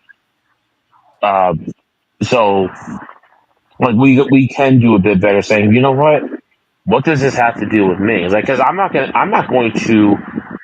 Like, we all are beings that will feel before thinking, and that's just how we are. When all of us were in the womb forming as an infant, our hearts were formed before our brain.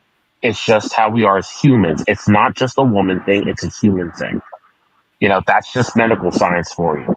So, and the heart has like 40,000 neurons or something like that. So, I mean, that's a thing too. So the thing is that our hearts can have a saying to some things, but if we can stop ourselves from doing some dumb things, then we will realize very easily that we have things that we can work on as men. You know what? What can we do with what we got, with the cards we've been dealt? I'm 5'11" and a half to the marker, exactly, like pinpoint. What can I do? I can keep going to the gym, and out of all the women's things about six pack abs and stuff like that, I agree with that because I don't agree. What I don't agree is that I'm not worthy of it until I've achieved it because I'm working off about 27 years of body fat.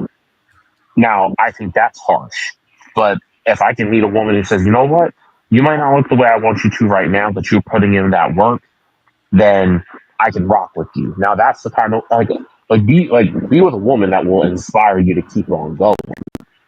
That's all I'm saying, really.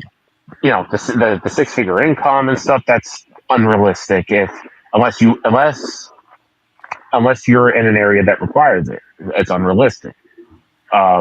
The 6 foot tall, I can't change my height. If I could, I would. And then what is it? The nine down below. I keep hearing 9. I keep hearing anything less than 9 is a shrimp. Um, I so hey, I can't change that either. That's 90% genetics, 10% fitness. So it is what it is. Now, if you're exercising and doing things for your lower abs, you can get rid of some of that body fat that's surrounding that particular special place, and it will appear bigger. Just saying. Also, not to mention, if you're supplementing with stuff that increases your testosterone, that can also help you too. So, anybody want to jump in? Because I'm running out of rant. The baby. Yeah. Oh, no. I completely agree. I don't know what you said, but it sounds good to me. What you thinking, Hustler? What you think about my multi-topic rant? Did I say anything you disagree with?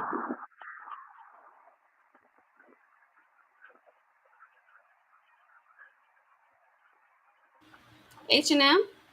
Probably doing Hello. something. Okay. What about you? What about you, Bree? What about you two? Did I say anything that y'all disagree with? Everything. I knew it. I knew it. People disagree with me all the time. Oh my goodness. No, I'm just joking. I think, well, I guess the only thing we didn't fully cover is what topic, because it was like an open panel, but it was a topic to pinpoint when it It comes really to is. relationships. Here we go. H&M. Go ahead, jump in. H&M.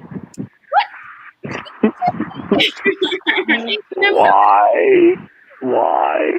I feel like he just had it together. It was like, all right, I got it. I can hear myself, and then boom.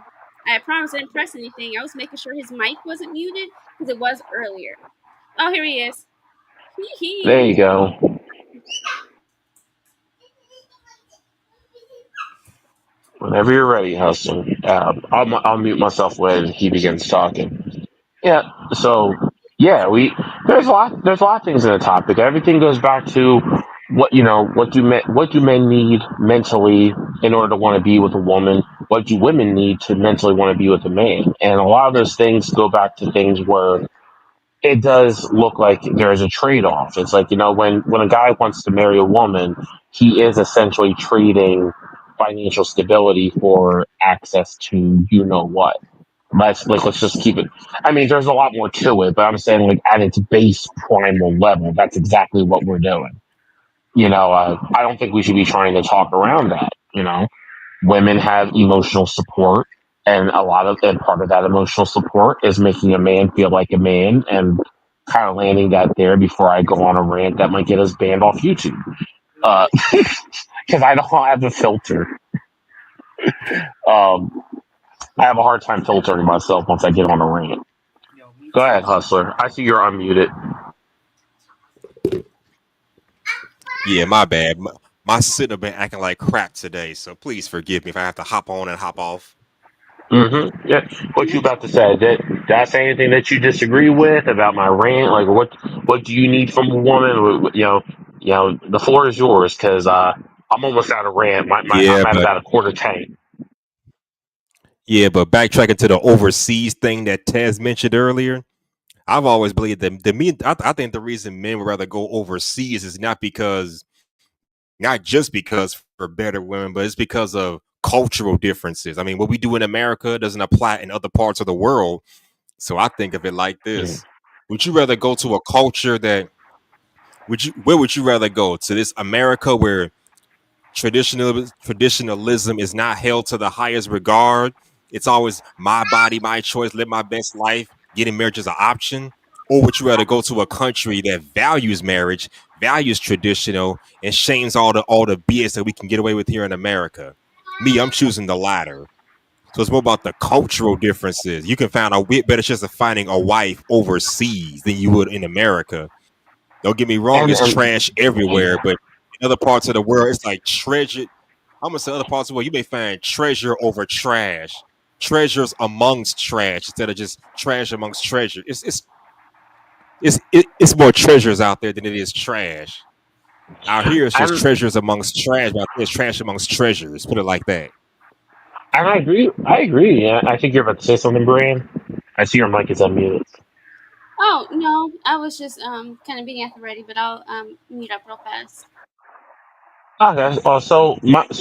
I agree. With you, Hustler. That at least from what I can tell, because the thing is that South Africa did have euphemism over there, but then one day a few years ago, and you might be able to still find this video, there was a woman who was busting down in tears on camera, and you could tell like her voice was altered, and all that. So either she's a very talented actress, or she was actually crying, like, I will cook, I will clean, I have you children and be obedient. So, like, that was my best impersonation without having emotional content. But yeah, like she was swearing obedience. She was like, I'll do whatever you want because I don't want things to keep going this way.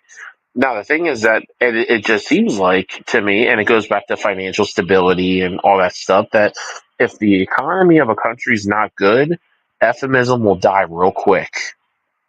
And that's the thing and I do agree that if you're going to go over, like, you want to go overseas, and you will find trash, but you have to avoid the areas that are trash. Now, for example, there are popular destinations for passport passport bros. As I was trying to censor it, but it just keeps on getting stuck on my tongue. But so there's a lot of places that they go, but one of the most common areas, if you're going to go to South America, there's the two countries that are most popular are Colombia and Dominican Republic. Now, I'm hearing about violence in Dominican Republic, and I'm hearing about violence in Colombia. But what areas of Colombia? Because Colombia is a large country. So if you isolate it, it's a very large country. You always hear about Cartagena. You always hear about Medellin. You know, so I have a question, which is, this is a rhetorical question. What happens if you just avoid the areas that are known for danger? And like it's kind of like, if it's not going to where there's a red light district, it falls out of conversation. Now, could they just move over other places? Sure, but who's going to be doing that? Go ahead, Hustler. Yeah, that's true. You would think stay away from spaces where all the ratchet people and the trashy bums and degenerates of society hang out at. But I think in some countries they like to keep those people isolated. Here in America, it's trash damn near everywhere. But in other parts of the world, they like to separate the trash from the treasures to some degree. Yeah, I mean, and the thing is that some countries believe in publicly shaming. Some countries will. If there's a country that I'll never go to, like, after what happened online to a certain somebody that I do not know personally. I'll give you a hint. He was on Fox. I will never go to Brazil. That's done. Oh, him. I forgot Yeah, his name, but I know who you're talking about. I I'll know. know him when I see him. His initials are AH. I know exactly who you're talking about. Yep, I know exactly who you're talking about. Yeah, Yep. and there's no diss towards him. I kind of missed when he was talking about South America because, I would like to actually fully date a Latina and all, but for me, if a woman's voluptuous, I don't care about what her ethnicity is. I just want to put that out there right now. My preference, either Black, Latina, or Arab. Those are my preferences. Not ranked in any particular order. That being said, yeah, there's a huge cultural difference between all of it. Between all of this, it's like, well, like, the thing is, as I told a friend of mine, I told her, look, I don't particularly want to be, other than traveling, I don't want to end up going overseas. But my thing is that if I can find me a voluptuous woman here that will be loyal and respectful and not listen to the sisterhood, that would save me about. I think if you want a good trip, you have to save up like $2,500 for. If you're going to fly from Philadelphia, Pennsylvania, to Thailand, that's about $2,500. I think that's for a commercial. If you're flying economy, it's a bit less, but you're spending at least $2,000 to get out of the country. That's just for a ticket. Then you still got to pay about $130 to $180 per night in the hotel. You would end up having to save about $30,000 just to be able to travel in your accommodations. That's just the roof over your head. That's not counting food. That's not counting any memorabilia you might want to buy. That's not counting any of that. That's just to make it there and to know where you're sleeping. So I don't want to end up doing that. The thing is that I said to my friend, and this is the point, I think I said it to her once because I got a little irritated that she was being wishy washy with me. That she wants me some days and other days she just wants to be friends. I said, look, I'm sometimes patience is not my best strong suit. I'm trying to be patient here, but you pretty much got until I get on that flight. Because once I get on that flight, I don't want to hear any excuses.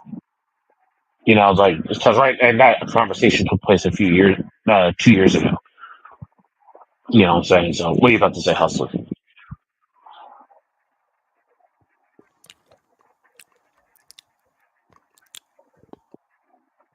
Are you talking, Hustler? I hear like smacking noises. Hold on, I'm still here. I was just looking at There you TV, go. but I heard what you said. Mm-hmm. Yeah, it's Yeah. pretty expensive going overseas. Yeah, unless you want to take your own car, drive it down to the border, cross over into Mexico. You save a lot of money in airfare, but how much money in gas is that? Like, geez, that's a lot. But Yeah, that's my point. I would.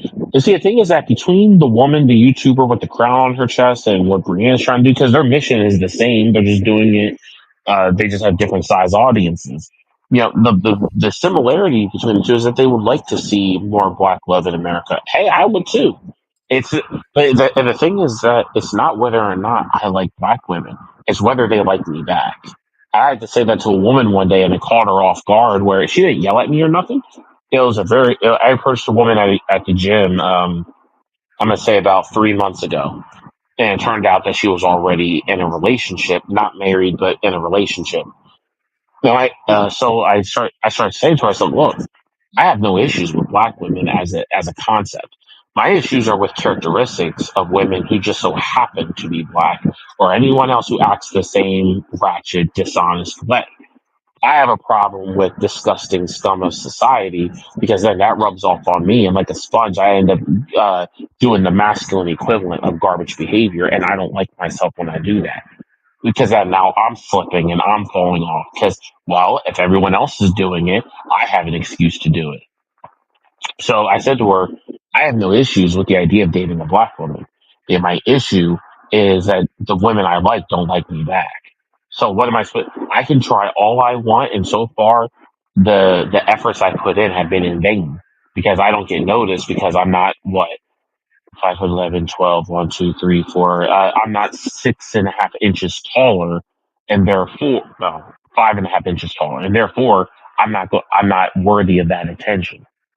And I'm like, well, what did men try doing as a whole? We tried begging, we tried supplicating, we tried upping the ante by taking them out on more dates, and we got used. And hey, and that's why I tell my story. Hey, go ahead, laugh at the pain a little bit, because everyone else laughing helps me laugh. That's just a fact. As long as I'm not being dead up insulted in the comment section, go ahead and laugh because that's a lesson that I've learned. When Brienne laughed at my story about Caked Up Cuban and me doing the kids' laundry and stuff, that was on a one time occasion, but still, it was a lesson learned. I was at SIMP, and I'm coming out of that now in my young 30s, and well, we've that's all just been because there. it, I just don't. See, the thing is that after a while, I'm not going to care. Like, because I've been raised to have a big heart. I'm not claiming a big heart. My parents tell me that. My brothers told me I have a big heart, and a couple of other women that I know that I'm not, involved with have said that I have a big heart. So that's a weakness of mine. That when I see a woman I'm attracted to, I feel a desire to help, but also feel anxious, and I feel like a need to prove myself in a way. And I'm starting to curb that a little bit, where it's like, I am the person that wants to instigate for what you would like to call the law of reciprocation. I would like to have that reciprocated because it feels good to my soul for a woman to say, you know what? You took me out to eat. Why don't I take you out to eat next week? It would be great if that was the case. Unfortunately, I've been through Southeast Pennsylvania. I've been through parts of Western New Jersey. I have yet to find a female that does not act exactly the same.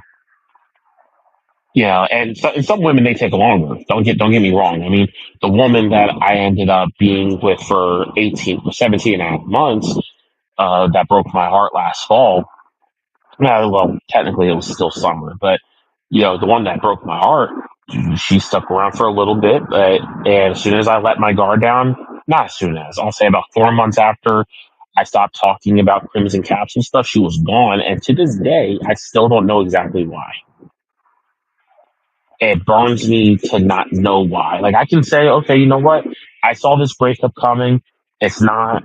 It's not something that I'm gonna beg you to stay with me on, but can you at least give me some kind of hint, give me some kind of feedback? Because we did be platonic and all that. Like that's not an issue. But tell me what I need to work on so that I don't make the same mistake with the next woman. She had nothing to say, which it gave my brother the idea to tell me that there was no extra issues because the woman claimed that she had a list. I'm gonna give her a code name so I don't have to keep on saying this woman.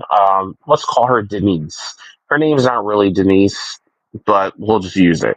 Denise, 9.5 years older than me. I mentioned her in other lives, and I'll say it like 3 or 4 lives ago, which pretty much means about 5 months ago, 6 months ago, on one of our lives here, and I had put forth the effort to get to know her more, and you know, I wasn't trying to pressure her into the bedroom or none of that stuff. I was really into her, and she left me to this day, and I don't know why. She has not told me. Now, some context clues suggest that she had another man waiting in the wings. And that came out of her own mouth where she said, I think so she broke up with me on Monday, September 16th, 2024. And the previous Thursday, just previous Thursday, she was talking about how there was guys who were approaching her, and she said she wasn't ready to have that conversation with me yet. And I was like, what conversation? The question I have is, what is it about these guys that's so tempting? I said it just like that. I wasn't yelling. I never cussed at her. Nothing. I said, okay, well, what is the deciding factor here? Because you told me that I was your type, and now you're being tempted away from the guy that you just said literally like 5 days ago was excellent in virtually every single way. So if I'm giving you the emotional support you need because you don't want to dig in my pockets, then what's wrong with me that you want to leave? And she had no answer. She couldn't even make eye contact. So Oh, that's easy. I think I have an answer. You may not like it. I think she was just with you just for the attention and whatever gratification she could get out of you. Trust me, I've been there, perhaps, done that. Yep. perhaps this But woman's see, my this thing is woman's. this. Mm, I'm sorry. See, my thing is when I meet a woman, I have to move with a whole other mindset. I move with the abundance mindset of, yeah, there's probably other men checking for you. There's probably other men wanting to deal with you. So if it doesn't go into relationship territory, it is what it is. You was moving with the mindset of, oh, I gotta make her my girl. This is the one for me. Me, I just say, no, the heck with all that. We gonna have fun, and where whatever the hell happens, it just happens. Don't make the relationship aspect be the center focus of your interactions with her. Just have fun. If y'all do some kinky dinky stuff, then it is what it is. Because remember, women nowadays have way more options now than they did 25, 30 years ago. So the best way to adapt to that is to just move with the abundance mindset. She got options. Guess what? You better have options too. I better see you start to deal with women when she's not around. I mean, y'all not in a relationship, so you do what you want. She can do what she want. That's how I moved anyway. But I digress. yeah. Go ahead.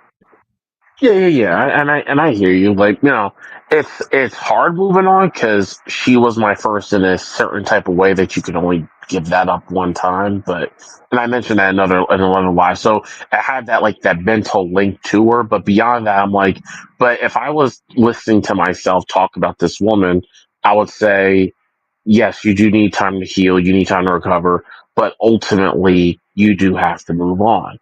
Now, am I obsessing over her the way I was 6 months ago? No. You know, well, it didn't happen 6 months ago. It was about 5.5. Yeah. So anyway, My whole point of the matter is that, could she have been using me for validation? Maybe. You know, she claimed that she didn't need validation. She claimed that she was invisible to every other man until I came up to her. So that's another thing that confused me. I'm like, oh, okay, so I was a good placeholder, but now that you've met, I guess a doctor at this healthcare event or whatever the heck, now magically you don't need me no more. She claimed that I was the first person she even met in that section of Pennsylvania. So it just kept on. It kept on. It's the mystery that bothers me now more than anything else. I don't have an exact answer, and I hope one day I do get one, if nothing else. I just want an answer. I was like, oh, okay, well, if the answer was, have better health, okay, well, I'll move better to have better health. I'm doing that without your help anyway. If the answer is that I need to increase my money, then hey, now I have an even better job though than the one I had last year that laid me off, and then she broke up with me a few months after I got laid off. And we weren't living together or anything. Like, she paid her own bills, but so you know, she left me at a dark time in my life where I lost my health, I lost my job, and then she left a few months later. It's like it was a triple whammy. It was like it was the most depressed I had ever And been. So you wanted an answer from her. If that was me, I'd have said, "Man, f your answer. I don't really give a damn what your answer is. I well, just and, block my mhm, number. Don't you talk to me ever again. You sorry sack of crap." That's how I would look at it. yeah. Well, I would like to respond with anger, and that's just not me though. Like I have nothing but confusion, and it's like, well, you claim that there's nothing wrong with me, but you left. It's like one of the first questions she had asked me when we first met the year prior was, like her first criticism of me was, you don't look like you have a high paying job. And I said, what led to the relationship beginning, or I guess the close friendship, whatever you want to call it. It was a very confusing thing too. I said to her, are you dating me or are you dating my money? And she put her finger on her lip to think about it. She said, touche. And we ended up going on the date. Where the date was, we went to went to a wharf by the Delaware River, and we just spoke, and things just took off from there.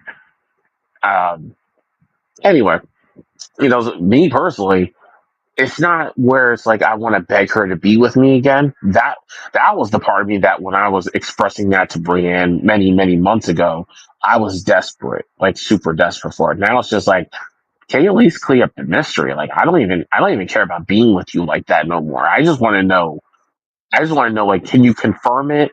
Because like you ever have a really good cliffhanger in a show, and it's just itching at you, and Yep. you don't have that answer. Like, it was just entertainment, right? You're like deciphering rap lyrics and things like Illuminati and stuff like that, and it just itches at you. That's what I'm feeling right now. It's no longer the depressed, I must have Denise back, she's the only woman for me. No, I got over that probably a month ago. I want to end the cliffhanger. And I like, because in terms of being attracted to other women, I moved on with that already. Like, I moved on physically already to the hope of finding somebody else. My thing is, mentally, I'm like, I just want to know, just, is it another guy? Like, did you get pregnant? Like, what? And Like I I got a said, buddy. I got a partial Oh, answer though. I did yeah, find a but like partial I said, answer. Mm, I was saying, like I said, I wouldn't give a rat's behind about any of that crap. I would just be like, you mm. can go your way and I'll go my way. Seemed like you were trying to play Dick Tracy or something, trying to find some answers. No, you can't do that with everybody because then they find your behavior creepy and unsettling. Because when you try to do all that investigation stuff, now they're going to say, oh, you're stalking them, you're harassing them. But at the same time, when you say, oh, well, F you, get out of my face, go do you, now they're going to say you're inconsiderate and crude. Well, I'll take the latter attitude over the former any day of the week. But that's just me and my personality. I don't have time for True. BS Mm. games. Don't, I mean, I met a chick. I met somebody off of Facebook dating not too long ago. We were having a good conversation. She said she wanted to go to the gym with me and all this kind of stuff. Like, let's meet for the first time or whatever. Tell me why. 2 hours Mhm. later, I call her and she said, "Who are you?" Like she didn't know who the hell I was. And then she said, "Oh, sorry, wrong number." So she basically just flaked on me, acting like she didn't know who the hell I was. You know, we just had like a 30-minute conversation by text. Wow. And see, that's why I don't even go on dating sites anymore. They're as soon like they now have filters to filter out guys by height, and women have already set it to at least 6 foot. So, what would be my like one? I'm told I'm photogenic, but I feel awkward when taking pictures. Make that make sense? I know, but I'm told I'm photogenic. I don't like taking pictures. I don't like it being recorded. That's why I'm not cammed up on any lives. And it's like it just makes me feel weird to look into a camera lens and see my own face looking back at me. It feels creepy. So the thing is that if you already know that if you know what a woman's four main requirements are, sometimes five, with the fifth one being a psychic. You got to be a psychic. You got to read minds. Um, that was you, Hustle. I'm like, oh, who's leaving comments? Anyway, so my whole point being, so if you know darn well that a woman's not willing to settle for 80 to 90% of her requirements, then what's the point of you even joining one? I mean, I'm making more money now than I did last year, but I'm nowhere near six figures. I've never seen 50 grand a year, but based on my current circumstances, I'm living pretty good. So I take what I can get. Contentment is great game. Where when you're content and you're debt free, you got money to invest and save, and you can still treat yourself out to eat like 3 times a week. That's pretty good. Eating good and living better. And that's the point. That's the point with me is like I'm not trying super hard. If I approach a woman that I see, or if I see she looks fine, I'm going to talk to her. But and that's if I'm motivated to do so. If she says no, I'm like, okay, well, it is what it is. And other days, and like, well, what's the point? What's the point? Like, oh, well, they're meeting online now. It's like, but why would I go online when you know that the number one, see, in person, a woman gets to see how you handle yourself. How do you speak? How do you, sometimes it's how you dress and stuff, but it's really about how you can carry on a conversation and, how intelligent you are. A woman gets a better gauge of who you are as a person in person. But online, all she has to go off of is your appearance. And if she knows darn well she's looking for a guy that's 6 foot tall, then, she's going to be looking for a guy that's tall. If she's going to be looking for a guy with a chiseled jawline, that's what she's looking for. If she's looking for a guy that works out a lot, that's what she's looking for. So I already know that I'm a work in progress. I'm happy that I'm making progress. I'm just not making the progress that women would like to see in terms of being on the level of exponentially gaining. Like I can't just disappear into some hyperbolic time chamber, come back in 3 Earth days, and I look like an Adonis. Like it takes time, So yeah, it is what it is. I'm not trying super hard. It's more like I just say, hey, what's up? And it goes from there. It might be a conversation, it might not be. It's like I'll cut a conversation off real quick if I'm not going nowhere.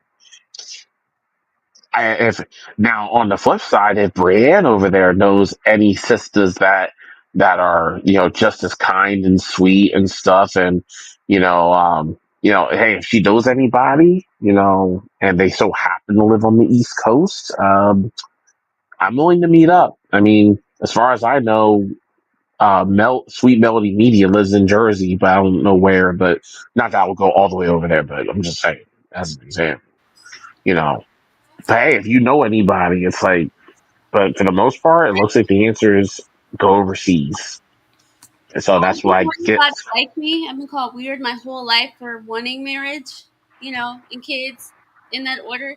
So I just try to make friends as I can, but all the new friends I'm making are married women. So yeah. Dang. See, Brienne, I'm gonna tell you straight up.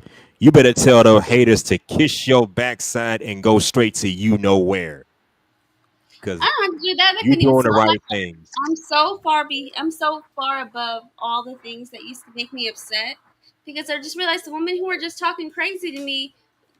Why are we even having these conversations? You're gonna sit there and talk down on me, not realizing that I have everything that you desire but can't get.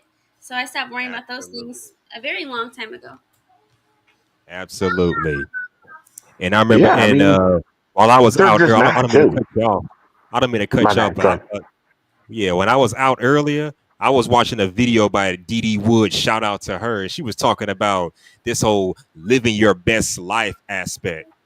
Why is it that when people talk about living their best life, it's never involves doing something productive with your life? It's all about having one sexual experience with this guy, that guy. I got pregnant. I had a hot girl summer. So she was dropping some major gems. So that's the thing, Brienne. You're not out here living your best life in accordance to what the sisterhood wants you to do.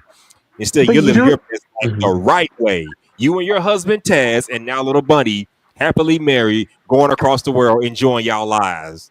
And they can't stand it. I've been hearing that stuff for And years exactly. and years and years. And it's like, blah. Go ahead, X. I'm sorry. My mic is muted. No, Go no, ahead, no, X. I'm just talking about how much I agree. I'm like, yeah, exactly. And the worst part about it is when a woman's single and she's being told to live her best life, it always translates to how she can further neurologically destroy herself. It always translates to I'm going to go out and do this because it makes me feel good. It makes me feel empowered or whatever it is. Now, I don't know if hot girl summer is still a thing because I think just like how soft girl era died out really quick, also hot girl summer as a topic died out really quick. As far as the algorithm that I searched, I don't find that the way I used to. On the flip side, though, all that's going to really be happening is that these women are going to be looking like I told this to Tez when I was talking to him that I said, look, I said jokingly, but kind of half serious.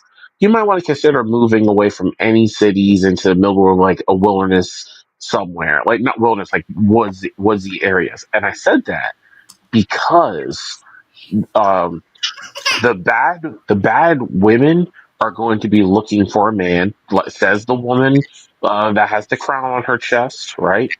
Um, the queen of the crown heads, right? And then on the flip side, the bad men will be looking for a good woman. And the thing about the women is what you said hustler. You were saying like you're saying to settle the woman. Mhm. So I thought Brian said something.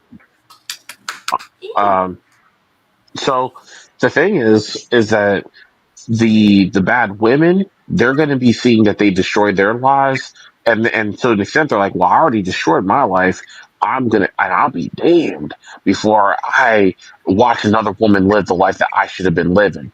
Because I don't know who it is, but somebody out there, I don't know if this is applicable to Tez. I might just say this majority as a joke, but it might be to a point where it's like, man, Tez approached the female before even trying to get with Brienne, and she turned them down. And then they see that they're living happy ever after.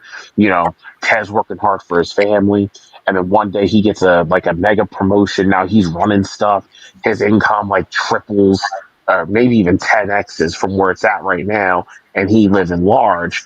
And then now magically, now those females aren't going to be happy, and magically they're going to be like, how can I go wreck this woman's life? Because I need to take her husband. Um, and it's the Well, same yeah. thing, Well, you let know? me just chime in here. There was a dynamic disillusionment thing that you were referring to. Is that correct? I'm sorry? You were saying something about dynamic disillusionment in a heliodynamic skeptic model. What are you talking about? Well, I'm referencing what you were referring to before. I think you're on the wrong live. We're talking about relationships and marriage. That's what I'm referring to exactly. But I'm commenting on X's critique of the heliodynamic skeptic model. As in, please put it in English. Well, this is your statement that I'm replying to, but you were talking about the omnipotent dynamic. Look, Yo, What the heck was Who that? was that? Bree, but who was I have that? no idea. never replied, never commented or anything. Fifi, I have no idea what you're on, but you gotta break it down for us. I only got a piece of a degree from a university that I don't even know what they're doing right now as far as credentials. You gotta The skeptic mom, like the heck? He said I can He did leave. explain. He did say something in the private chat before coming up. He said, "I can explain." oh no, that No, he you just left it. You just left it seconds ago. I was like, what the? Like, explain look, here let and me. I'll let you back. Explain in the private chat and I'll let you back because we're talking about relationships. Unless that's code word for something that we don't understand, you gotta I go, well, he said something about the skeptic model. I was like, what the? Like, skeptic about what? I don't even remember that. He said, explain here, and Excuse me. that's Brie. I was like, what the? I was like, Fifi, we want you up here. We're having good conversations. So hey, it's a nice conversation, and That's a like nice. I like these conversations. as I said, You know, you gotta change get back on topic. Because right now it's relationships, dating. the relational velocity conundrum, often clarified by the heliodynamic safety models, posits that the event is inversely proportional to the table's limit when it comes to husbands. The heck does that mean? Alright, thank you for that private What chat. I don't know what you just said, but we appreciate the explanation. The explanation that is, I was like, what? The table's limit. What the heck is the table's limit? The heck? I was like, but I can't even laugh at it because I don't know what's being said. So I'm just confused. Like that just burned up like 3% of my remaining Bluetooth, and I don't even know what was said. Not the blue. It further complicates the notion of spatiotemporal entanglement. Yeah, all right. I'm done. I'm done. Stay on table. Stay on topic, and that's really Stay on table. Table. just stay on table. The heck, stay on the table. I know what Hey, happened. I'm not married, but I'm on top. I'm not married, but I'm on topic. Shoot. And that's the thing. It's like About family. You guys typically stay on topic even if you sway off. we He's gotta in the right room. He's the on the right good platform at this point. What are you talking about? the good women just appear to be taken. I saw one on the way home from the gym today because I go to different gyms that are nowhere near my house because they're nicer and the machines are better. They're different. And what I found this woman standing at one of her. There's an influence of unspoken I think he meant culture grievances, and there is. It's a bit more clear, but I'm still foggy on what he's trying to say. Please just let me up. Hell no. No, you're gonna stay there. I'm not trying I to. mean, if you're I'm gonna not. come up here, bro. If you're gonna come up here, bro, don't speak all that scientific bibble babble. Put it in plain English, okay? Okay. I'm just saying. If you can translate, I'll just say Fifi. Just translate everything out of what you wrote above, which sounds pretty cool in one way. But I'm just saying, can you please put it in a way that everybody can understand if they don't have a college degree? That's all I'm going to say. Going back to what I was saying, because this is a nice conversation. It's a shame that we just got into the weeds now because I literally have 37% of my Bluetooth battery and then I'm done. What the heck is this? I don't speak this language, sir. Just saying. That's Spanish. Spanish. I'm not fluent in Spanish, but I can tell by the spellings. Este, yeah, that's definitely Spanish, So and I Fifi, can't translate it because that would involve. I can't translate that because that would involve me leaving the live because I'm on a tab on the Brave browser. So I'm just gonna move on like he's not there. I'm sorry. hits Fifi already because it's to the point where it's like we gave you like what 5 opportunities to get on topic or say something, and it's not being mean. It's just it's gonna take us more time to figure out what you're talking about and like playing the game with you than it is to just have a conversation. Come up and have a And then In other conversation. words, yeah, we don't need you come up here disrupting the stream. I've had people do that on my panels. I'm like, I can't deal with this. That's the thing. Like, I'm kind of glad that I don't have lives or anything. But it's anyway. Going back to what we're saying. So You the should thing is try. that It's fun. yeah, and it can be and stuff. Um, these are things I say for once in a while because if you have a live like 3 times a week, do you really have that much stuff to talk about? At first, the answer can be yes. This is given all benefit of the doubt, but let's keep it 1,000. At some point, it's going to be people staring at each other. There's another YouTuber that I would mention. A guy. I'm gonna say I think bald head, goatee. I think got a beard on. Yeah, and he's pretty popular. He has multiple channels, and he has a panel of like himself plus like 9 other people, and I think four. I think or no, 5 other of them are women as well, or something like that. And he has a few guys over there.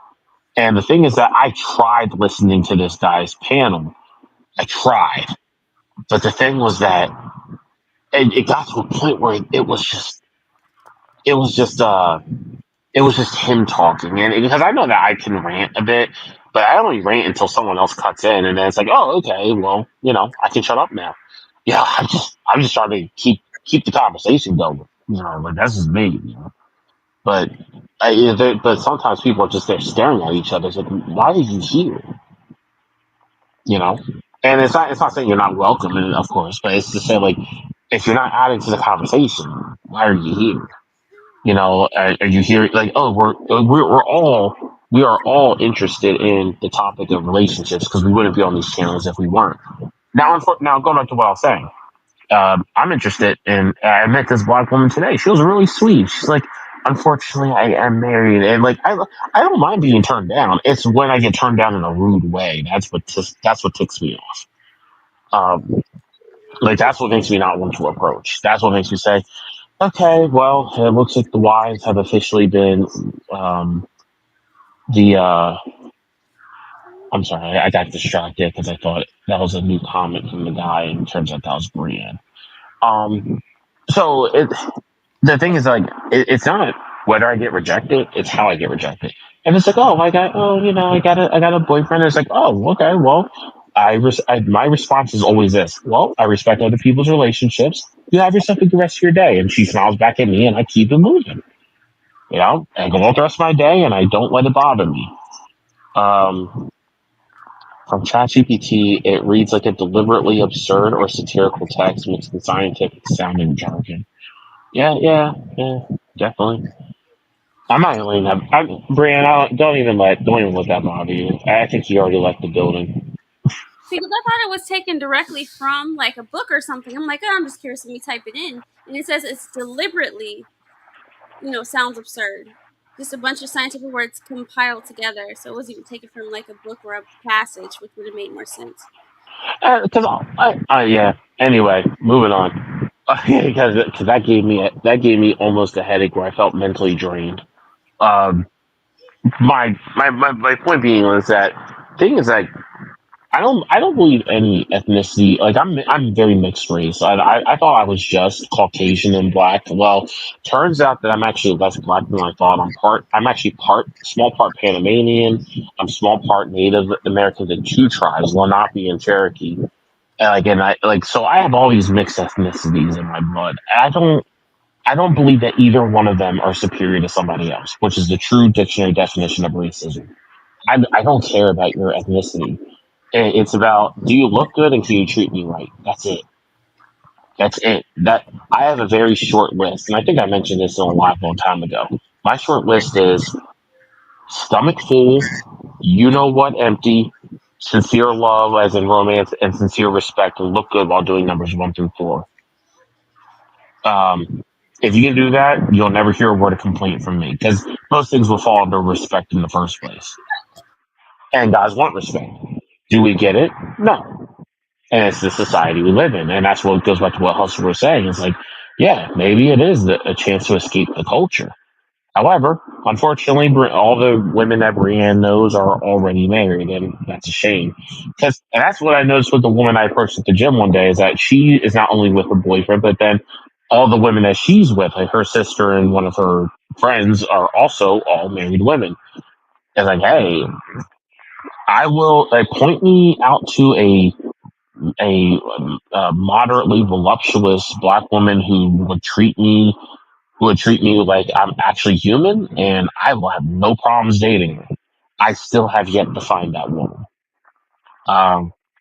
It doesn't seem like they're here. It's like I've tried going out there, branching out, going to different areas. It's not working. So, what does that leave me? Hustle. I see. I think you unmuted your mic, so if you want to say something, you can go ahead.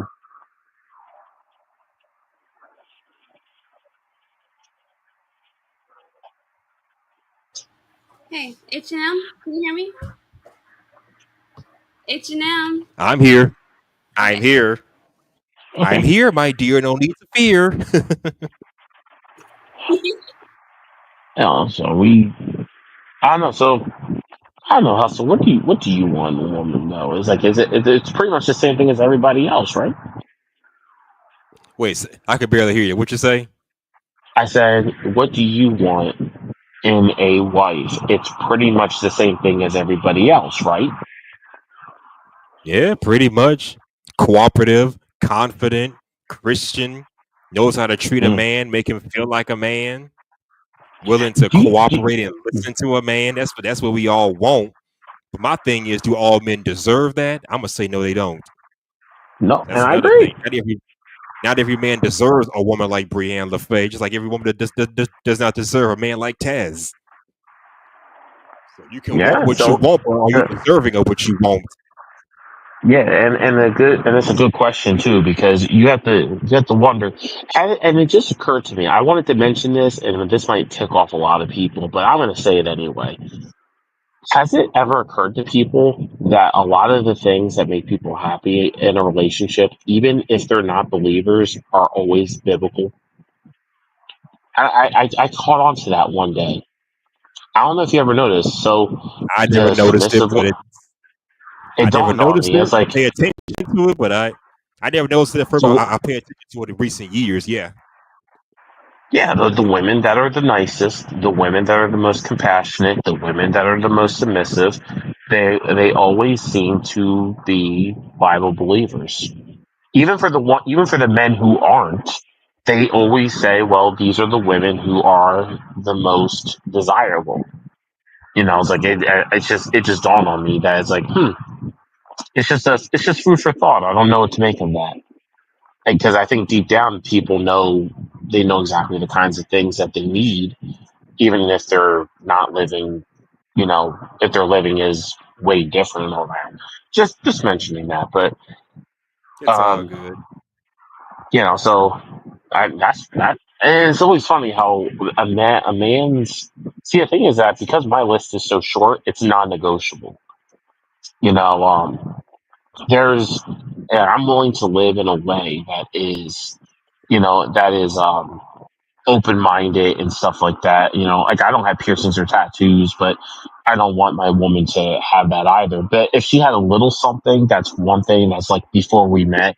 But then on the flip side, like, I don't want my woman to take her shirt off and her back is a whole easel, like a whole mural has been painted on her back. To me, that's unattractive. Like, so anyway, it's like, I don't think that our demands are really all that. It's like, so isn't that what a woman wants? Like, even women who are ethnists, they will actually end up agreeing with the notion that a man should be a leader, but that means that she would have to be submissive, because you can't have two steering wheels to one ship. There has to be someone, and it's kind of like if a man is the captain of the ship, the woman is the head stewardess. Making sure the crew has what they need. It's not a less important job. It's actually very important, because it allows the captain to steer the ship without any other distractions. The thing is that women lost that in their role. And it's kind of funny that despite any struggles that come up, just like Brienne, and just like Brienne and Tez being together, my brother's also in a situation where he also works and his wife stays at home, that they end up succeeding better despite the fact there's no secondary income. That I mean, when I say no secondary income, I mean W-2 income. That they end up working out better. I don't know what to make of that. So it's kind of like people just keep on denying, what the truth is. They're not trying to take hold of, okay, well, something, um, this isn't going to work in terms of having two separate incomes and having two separate ideologies in the house. It's just not going to work. So why don't we go back to what works? So anyway, I'm going to land the plane. Sorry for dominating the live the whole time, Brian. My Bluetooth is going to be dead in about 3 more minutes or so. Also, I got a couple things I got to do tomorrow. So I'm going to let you guys go for the night. Thank you for All listening to good my in the extremely hood. all good in the hood, right? Thank you You for always welcome. joining. Always welcome to these neck of the woods. All right, guys. You guys have yourself a really darn good one, and I will catch you guys next time. I'm out this piece. Bye. All right. Take care, my guy. Take care. That was X, Now, my #1 moderator. yeah, and me, your #1 supporter and enforcer. Yep. We have, let's see. We've been on here for 2 hours and 27 minutes. That is amazing. It That's helped. nothing. Everything helps engagement. Yeah. My longest thing was 6 hours long. Oh my goodness. Oh, But I had about 5 people on the panel, so hey, that explains it. Yeah, girl, this may be busy. But no, I always appreciate you guys coming up. It's always a very interesting stream. It's funny, my husband just got back. You missed a person who was up here a while and look at the private chat real quick. Damn. He was saying some scientific stuff that we did not quite understand. I thought he was trolling at first. It wouldn't be the first time that's happened. I've gotten a few trolls on my end, so it ain't nothing new for me. I'm like, bro, speak English about the cuss. Oh, I'm sorry. I don't want to go there. That's Spanish. No, before that one. What's going on? Type of crazy. Can you translate this stuff for us? You being mean? Who being mean? That's what I'm saying. We were not being mean to him. We gave him a chance to speak his piece, but he was saying some stuff that we did not understand, and he couldn't stay on topic. That's why we had to. That's why she dropped him. I see that. That don't make no sense. There's an influence of unspoken cutlery grievances. Like, what are you talking about silverware? I mean, he was actually on the panel talking about nothing because X was like, "Oh, I'm getting a headache. Let's move topics." And I'm like, the only thing I wanted to say about that was like, if you come on a panel, at least feel the room a little bit because we could have let him talk. A conundrum often clarified. That's what I do when I go on panels. Dynamic skeptic model. He sound like Yeah, I'm just catching my husband up. He sound like that TV show In Living Color when the two African people was talking to each other, whatever, with all the African. Oh, that. Yeah. I ain't watched that in 30 years, but I know what you're talking about. Yeah, you know exactly what I'm talking about. Man, I haven't. You see the conglomerate singer making the flicks and all that stuff in there. Yeah, it's just that if he wanted to just come and talk about kind of random stuff, he could have did that anyways. We just had everybody on the same playing field. Because I like an open panel. Because I let y'all talk until something comes up and then I join. Because it's like I'm not going to have to come up with a topic every time. But the overall, premise of my channel is to have discussions. We end up talking about relationships, dating, in marriage every single time because it's always going to be literally to the end of time. It's always going to be relevant in some regard. If you're married, there's always going to be things to talk about marriage. If you're looking for somebody, there's always going to be topics about that. And if you think about every single major news outlet, even if it's not directly talking about those, there's always some type of thing like this couple is breaking up, this couple is getting married. Like it's literally the way of life. So that's why my channel I think focuses so much on it. And the problem is, if you come here with a random topic, you could have had a good conversation, and you just kind of ruined it for yourself, being like super silly. I know on my show, I talk about relationships every now and then, but I talk about stuff that kind of ties in to relationships and dating. like I'm gonna say sometime back in February or March, I did a show talking about work husbands and work wives. Mm-hmm. I did a show about that. You know how that is. A work spouse, someone of the opposite sex that you're messing around with in the workplace or on your job, and how Mm-hmm. iffy that can be if it goes wrong. I talk about stuff like that. So hey, Right. but what are y'all thoughts on that? Do y'all condone work husbands and work wives from My single husband. people? Not the mofos who are married and in relationships like y'all. I'm talking about the people who are single. Do y'all condone a work husband, work wife dynamic? And my husband had said in the background, "Oh heck nah," because here's the thing: even if they say it as a joke and you're single, you don't want that to be misconstrued. What if they start dating somebody and you're still in on the joke and they're like, "Oh no, no," you know what I mean? You just don't know people's stuff. Some people you only talk to at work, so you don't really know that person. You don't know what they have going on outside of that. So it's just Yep. sketchy territory, regardless if you're single or in a relationship. Now, if you're in a relationship, that's a complete no-no. Like if you think about shows for 5-10 years ago, they do say that work wife work husband, and it's always some type of jealousy, always some type of weird stuff going on, and you don't even really want to accept food from people in the workforce. I mean, if they're married and like kind of older, sure, accept a pie and the cookies if they're already making them for everybody on their birthday. But for the most part, like my husband's like, look, I have to be very careful who you accept food from. So it's not like he's gonna like it and prefer that or something. It's just you don't know people. So you got to be Well, it very, could be very. poisoned. I mean, it really could be anything, and that's the thing. Well, the only thing with that is, they got the food from somebody at work. So if something horrible, you know what I mean? At least we know who it came from. Because even before we eat something, I'm like, who made this? Who did this come from? And I always get that name first, and then we both eat it. You know what I mean? Because a lot of times around birthdays, it's the same person making pie, cookies, and cakes. Usually it's the older Yep. married wife. Like, they've been married like what 20, 30 years or something. Then I'll be like, okay, give me Yep. the pie, give me the cake, whatever. But other than that, if you kind of my age and you're single, like, thanks, but no thanks. But that's the thing, I don't have a Yeah. job to do anymore. My job is this house. So when I think about things like that, I'm like, I would prefer my husband to go to work with the pie or some cookies versus him bringing one home.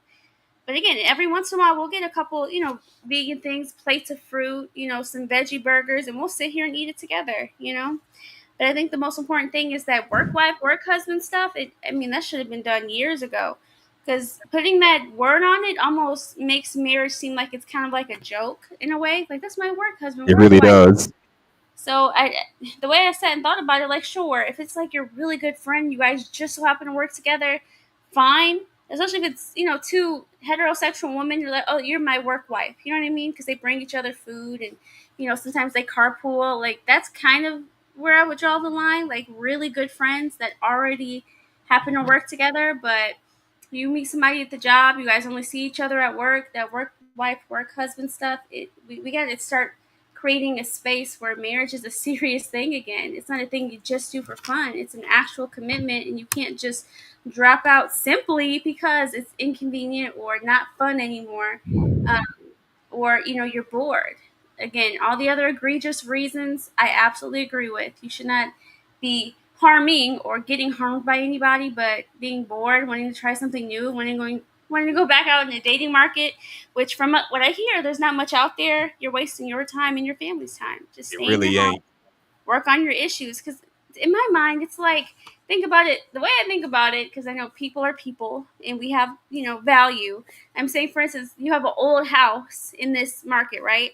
There have been a lot of people who post this, about the housing, issues and the housing rates, talking about they wanted a bigger house, but they're just staying in their house because they got like a 3% or 2% interest rate, and they're like trying to make it work in their current house because they got such a good interest rate on it. That was a trend for a while on, Yep. like, I want to say it was TikTok and YouTube, where they were like, "Oh, I'm gonna still make it work in this house." So they're trying to, like, they have more kids now. They're trying to build a wall. They're trying to clean their backyard and garden out there, even though it's like a quote unquote smaller house. But that 3% interest rate, though, So when you want to make things work, you find a way to make it work. Make it work in your relationship is all I'm saying.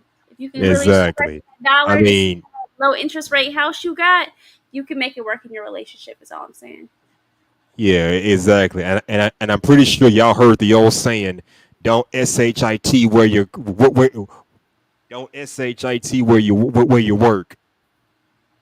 Yeah, I've heard Don't that. crap don't crap where you sleep." In other words, don't shit where you sleep. Yeah. There's a Mm-hmm. reason why they say that. Because if you talk about work husbands and work wives, let's say I'm at work, I meet a woman, we start hanging, we start working together, talking trash with each other, playfully, mind you, Mm-hmm. and it leads to us flirting and possibly having on the side hookups in between hours and lunch breaks. A month later, we have a falling out, and we still got to work together. That's going to create a hostile work environment, in my opinion. So, Oh now to yeah. be fair, I did that once at one of my older jobs, but I let her go because she was just being toxic. It didn't lead to anything, but we had to go our separate ways. Plus, she quit the company within 5 years of working there. So there's that little Mm-hmm. crazy story. Another thing I worry about is the possibility of having a false allegation put on you because the same people you flirt with in the workplace will be reporting you to HR for harassment in the event that something does go wrong. So I recommend Yeah. you don't do that. Too many, ways of things going wrong. Like I said, my very small thing with that is you just don't want to play with the word marriage like that. What if that's blocking you from your husband? What if your husband just so happens to be at the job or going through the job, just to get services from wherever that job is, and they see you playfully talking to somebody you work with? They could be, oh, that's their boyfriend. Let me back off. So you don't want to block your blessings either, men or women, because Yeah, that that's little play, joking, flirting, whatever, somebody could have been like, "Oh, I'm going to introduce them to my cousin, my friend, my brother," and it's like, "Oh, well, I think they're dating that person, or at least sleeping with that person at the job. I'm gonna let him or her be." So, I think if you want to be a wife, you already have to act like a wife. So those jokes and I mean, it still sounds like flirting regardless. If you're a person that's attracted to the opposite sex and you're doing that work wife, work husband stuff, you're just gonna confuse yourself. Because even if you just absolute. have those conversations at work and you never have their number, other people can see that. Other people can guesstimate what's actually going on. Yep, absolutely. And that's another problem we have. We have too many people who are married, but they don't know how to act like they're freaking married. I see this Hmm. more. I see it on men's part, but I see it on women's part mostly. That's why Russell Wilson gets the flack he does for being with Sierra. I mean, come on. If I go on Instagram or some social media site and I see a woman in lingerie, I'm gonna say like she got 50 pictures, over half of them in lingerie. I'm speculating she's a single woman. I'm speculating that she ain't seeing nobody because she's just begging for some attention. Like if I see you, Brienne, wearing lingerie, I'm assuming you're single because no way in hell would Tez allow you to do some crap like that. No.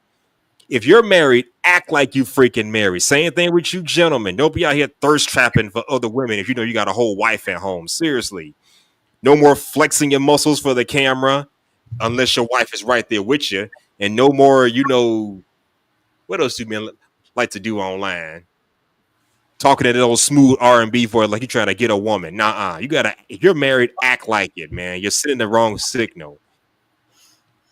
I do think when you're married, there should be a certain decorum, and don't embarrass You your the partner either. I think that's another problem. Like the oh damn, she hopped off. Oh well, she'll be back. Brienne, come back soon. Hope you like this avatar I made of myself and my little lady friend. By the way, looks very nice on us, don't you think? But yeah, uh, Brienne hopped up. Oh, there she is.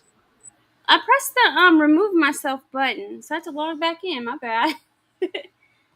Nah. Oh well, that What was the happens last thing you sometimes. heard? I don't even know. You said something about how if you're married, it's a certain way to conduct yourself. That's what I got out of it anyway. But you were saying, Yes. I guess from what I remember, I was saying before, I was like, oh no, I dropped myself. There is a certain way you should carry yourself as a married person, and again, I can't exactly say what that should be, but I mean, if I could make a list, you have to wear your wedding ring. There's some people that choose not to wear it based on where they're at, and I don't think there's any place in the world I would want to go where I wouldn't be wearing it. The only time I do take it off, and I talked about this in a video, is when I have to do my hair, because no matter how careful I am, if I have to do this hair, it has to come off. So I'll be recording a video without my ring on, and I always say my ring is right next to me. I'm just doing my hair because it will get caught. It's a pear shape or a teardrop, so it has a little point at the end.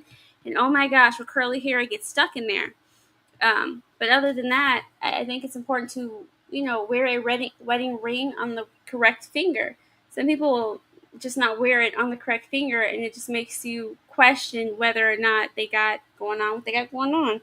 And on top of that, if you're in a direct conversation with someone of the opposite sex, honestly, at some point you have to mention the person you're with because it's almost always relevant. Like I could literally give you any example.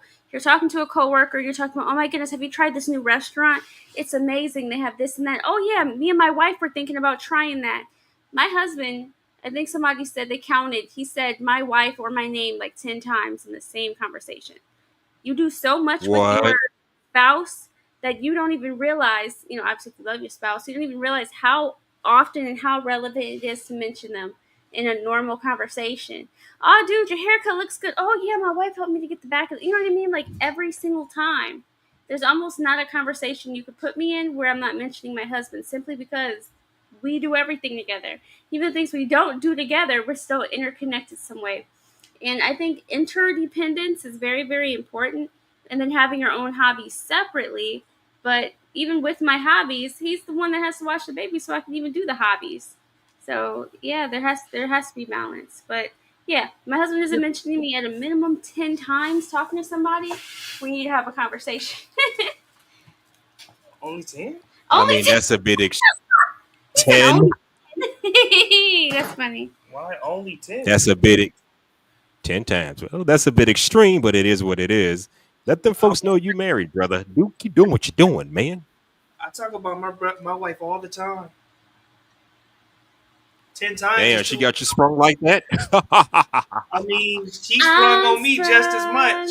How you got me do things I never Come on, do. come on now. That lets me know. That lets me know y'all tight knit. I love it. Locked in. Yep.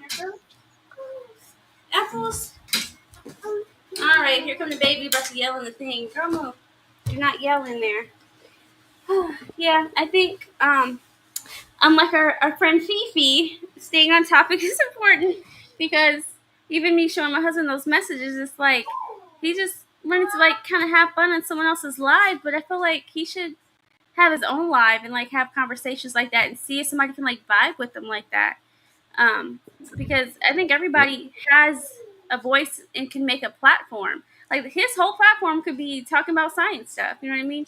Your platform, like I said, is kind of like pop culture and Say it out loud. current events. Mine is You have to say it relationships. out loud. What do you want? So I think Absolutely. I think everybody has pop an culture. opportunity. I don't talk too much about pop culture, just what's going on in the world, maybe the relationship, dating market, or things that just irk me in everyday life. Yeah, exactly. And I think like even when X comes on, he always like kind of feels the room, which is what most people should do. Fill the room, see where they're kind of circulating with the conversation, and then like jump in. Now, since it is like a relationship, like marriage heavy topic, the insight you guys give me, since I don't know anything about today's dating market, is helpful because not only do we now have ChatGPT and other ways to look up this information and verify stuff, there is a very slight, because I want to be very careful with this, very slight benefit when it comes to like firsthand knowledge. So if you're telling me, oh my goodness, you've dated, 10 women within the last 10 years and they all said the same thing about something, that still counts as information because it's your direct information. And then you blend it with, the statistics, and then you have, what do you want to say, some type of confirmation. For me, being married 7 years to somebody, it was more statistically likely I was going to marry somebody I already knew, which I did, and marry somebody that I grew up with.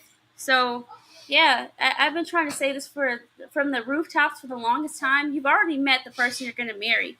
You're not going to meet this, dream person out the blue and they're going to come knocking on your door. And I've said that so many Hell times. no. Excuse my language. And they don't believe me. They think this person they've never met that's perfect for them is just sitting somewhere. No, it's little Jimmy down the street. Like, I don't want to keep telling y'all this. I want you to be married. You could have been married a long time ago.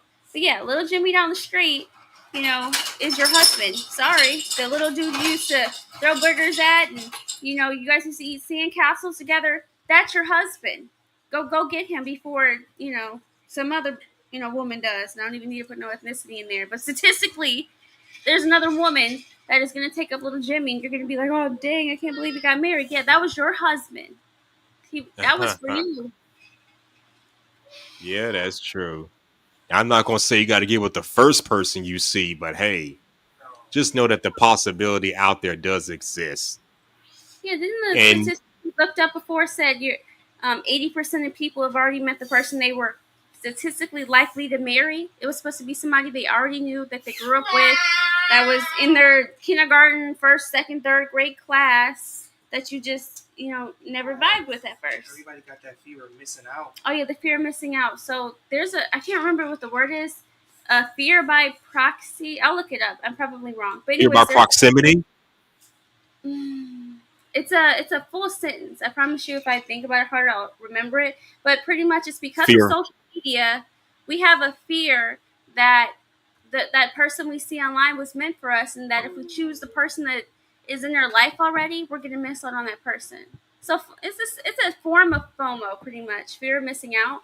But we think that person online was meant for us, not the person right next to us. Yeah, and that's the thing.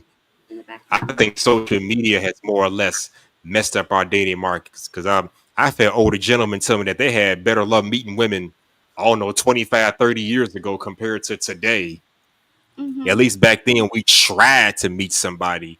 Even social media was kind of taking off in the 2000s, going to the 2010s. We at least tried to meet somebody, put in the effort, but now they don't want to do that anymore. So I think it's Right. best to find somebody. I think it's best to find somebody when you're young and impressionable. I'm not going to say get married at 17 or 18. That's stretching it too much. But at least get married when you're still in your 20s. You ever Because go if you to? wait, go ahead. I'm sorry. I'm sorry for interrupting, but you ever go to Baskin Robbins and they got like a million flavors? Yeah, That's exactly what the dating market is right now. They a got million. everybody got too many options. You can go on Instagram and look at a girl today, hit her up in her DMs or something, and vice versa. And nobody want to miss out on, oh, I could have got this better thing, or what I felt was better, rather than settle for old Jimmy down the street. Yep. Only Unfortunately, one there is some truth to because he that. probably was the better option. And the thing about it is, yeah, we got options because people physically exist. Yeah. But people who are on your level quality wise, no, we don't have options like that. Like as a man, it's plenty of females walking around this earth that I can talk to, but if none of them are interested in me, then what are we talking about here? Same thing with the women. All the men in your DMs, but not one of them is on your level financially, mentally, physically. What are we talking about here? So from And what that I can online stuff, blah. Oh yeah, I looked up because I have ChatGPT Plus, and it says roughly 60 to 70% of people historically married someone they already knew. Now, because of social media, about 30 to 40 met someone new through online dating or chance meetings. So I guess the thing about this is, if I told you you were 60 to 70% likely to get married based off of this one piece of information, most people are like, okay, yeah, tell me. 70%, that's passing the test, right? Oh, you already know your husband or wife. No way. Wait, tell me something else. Okay, well, you are 15% likely to meet somebody at work or school. Is that better for you? 15% versus 70%. You know what I mean? But people don't like to think of it that way. But I'm like, if you're telling me I have a 70% chance to accomplish one of my goals in life, I would listen, but it's very hard for me to find people like that. But people like that find me. They find my channel and get this information. So, yeah, Yeah, let them come to you. I came to you, so hey. very true. And again, it was the algorithm or something, because when people find me, even if they aren't doing exactly what I'm doing, they understand where I'm coming from, and at least when I have a conversation. Because people will come up here talking ridiculous, especially people I've never even seen comment on my chat or anything. But if we're really trying to make a difference, the difference starts with conversations. People you probably would have never met otherwise. Because before the technology, how would I have ever, interacted with you? I wouldn't. You're in a whole different state. You're on the other side. And I'm married, so it's not like I'm meeting men, organically outside of my husband. So I think, Yeah, you don't need to. right, right. But like I said, the thing about being online is having the conversation is still going to help somebody, no matter where they're at in life. So that's kind of where I wanted to keep that, because the wifeology side of this is I want women who want to be wives to find this channel and just listen to the conversations and see where it can help them. The first thing is you need to know what your goal is. If your end goal is marriage, everything you have to do should be focused on that, not in the meantime. Because a lot of women will say, "Well, I'll get married one day, but in the meantime, I'm going to do this, this, and this." No, that's like saying, "Oh, I want a college degree, but in the meantime, I'm just gonna do something else." Like, no, whatever your goal is, you have to start walking, talking, and acting like that's gonna be your actual goal. Who says you can't walk and chew gum at the same time? Well, what I'm saying But is, I'm if just saying, women, everybody think they can only do school or be in a relationship. Why can't you just do both? right? But that's what I'm saying. You also Absolutely. have to be with somebody that understands that. Like, school was never my goal. I wanted to be a wife, get married, and do all of those things. But I was, pushed. Again, people like to say at 18 you're an adult. No, I didn't have a car, a license, no money to my name. When my parents said go to school, I was still in the place of a child where I'm like, I got to do what my parents say. Because 18, Well, yes, mentally, you're an adult. Legally, by law, and mentally, you should be an adult. You're not in high school no more. You're got more responsibilities at 18 through 21. So hey, you're growing. You're a growing adult at that age. yeah, but me and my husband talked about this at length. Like, I was not an adult at 18. My parents kept saying that as a way to, like, you ain't grown yet. And as 18, I was like, well, I am. I'm 18. And it took me many years to realize I was You, still, there was no difference between me at 18 and me at 17. I didn't learn anything. I didn't, go through anything. So yeah, now, you do realize that when you're older. I swear to God, mhm, you do kind of see that when you get older. Because I guess in the moment you feel like, well, I'm 18, I'm 19, and well, for men, 21, I can stay out late, I can smoke, drink, do whatever, do things that teens and teenagers and elementary school kids can't do or whatever or shouldn't be doing. So yeah, you're mhm, gonna feel like an adult, but as far as the overall essence of being an adult, you're still a work in progress. I mean, mhm, seriously, I didn't get a retirement plan until I was at least 29 or 30, no, 30 or 31 years old. So hey, mhm. Well, I guess I will say this, because even though you don't have kids, we've had this talk about how long should kids stay with you. My argument, and nobody likes this, I'm like, what do they have to leave for? We have a big house and we can build a house in the back. What do you have to leave for? Of course, you want your own space and privacy. I've never seen that's not a thing. But me kicking you out at 18 for you to do what? Like, what are you really, again, even if we raise you right, kicking you at 18, okay, you're 18, you're grown, leave. Where are you going? What are you doing? You know what I mean? Because I'm going to be like trying to spend time with you I mean, anyways. I have to have you leave the house at 18 to figure it all out at 18 for what? There's no point in my mind to do that. I mean, I've seen people move out their parents' house between ages of 18 and 25 years old. That ain't nothing new. And maybe it Mm-hmm. depends on what kind of family you were raised by. I mean, if you're a responsible adult, if you're responsible, intelligent, got common sense at 19, 20, maybe you are able to move out on your own. I never understood that because I don't know too many people who can, I don't know, well, you can't, well, clearly you can't buy a whole house at 18 years old. That's never going to happen. But renting an apartment or going away to school on campus, people do that all the time. That's the most I've seen. I never Yes. moved off campus, but I know people that did. Yeah, I guess I'm talking more about parents saying, okay, my kid is 18, they gotta go. Like, how about you reevaluate like what they have going on, how much rent is, and then make that determination. But I've talked to so many parents. They're like, I'm gonna do all this while I'm legally obligated, but as soon as you hit 18 and you graduate high school, you're out. A lot of actually in my high school in my hometown, most of the men senior year, they weren't even living with their parent. They were either living with a friend that had just graduated the year prior or another family member. So Yeah, I but was thinking I guess like, the thing is you don't want to be because you don't want to be living with your parents as a as a pseudo adult. You want to get away from mom and dad or whatever. I mean, that's all really good when you're like in middle school and younger, but I'm gonna say past high school, you get tired looking at mom and dad. You want to explore your horizons without needing their constant supervision. Guidance, yes, but supervision, not so much. So I understand that. You want to get out and do it on your own. Use trial and error to try and learn about the world. Just as our parents and grandparents had to do it. Yeah. I mean, just because my mom moved out at 18, just because my mom moved out at 18 years old, don't mean I can do it. You can do it. Taz can do it. Times were different back then, so I get it. Economy was different back then. Mm-hmm. So I guess the older generation don't understand that sometimes. For sure, but I'm saying my kids never have to be in a rush to leave the house because it's not like I'm expecting you to know how to do all the things I didn't know how to do at 18, even though you've been able to talk to me. I just think it's ridiculous to do that because, for one, they mostly end up going to move back with you for a while anyways because they didn't learn anything. Are you going to learn anything with no guidance? And then you spend most of your time at school, so the 2 hours you spend with your parents outside of school, what are they teaching you? Nothing. They're feeding you and telling you to go to bed so they can have their alone time after a long day of work.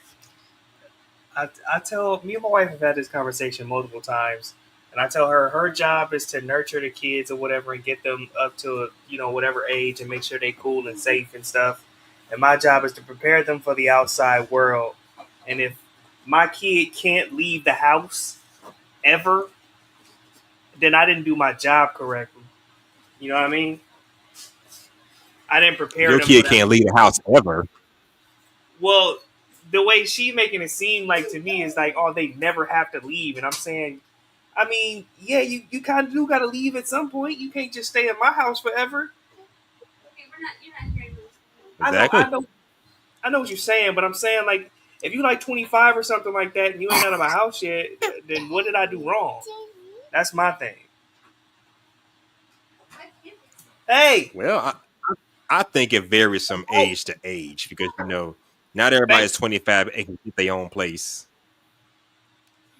Yeah. What do they have going on? Are they dating someone seriously? Are they saving for a house? I think the context is more important than the fact that they're just dating. Bree, she unplugged it.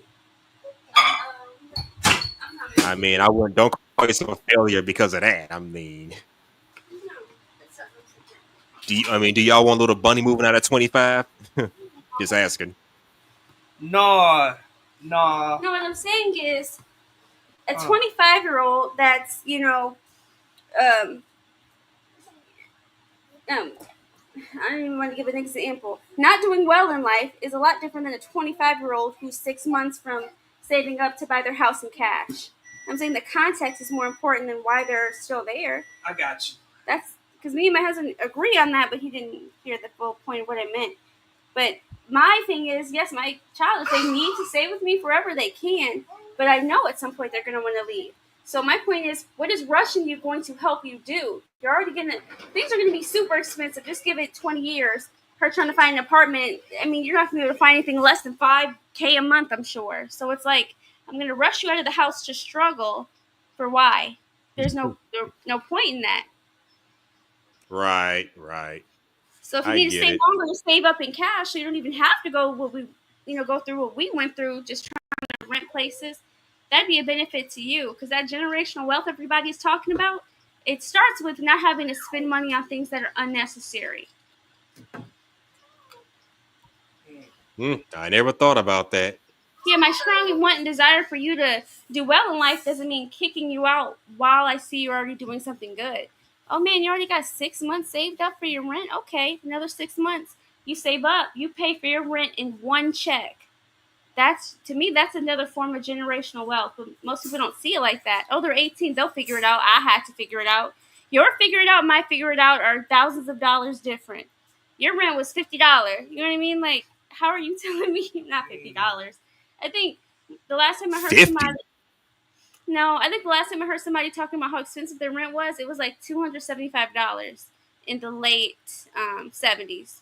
So you're telling me that you figured it out? Yeah, you figured it out because it was $2.50 and a loaf of bread was $15 and a McDonald's meal was 10 cents. And again, I'm not exaggerating with these numbers because back in the day, 15 cents used to get you a whole dinner and some fast food places, and then 25 cents will get you or not 25 cents, $1 will get you a whole family meal.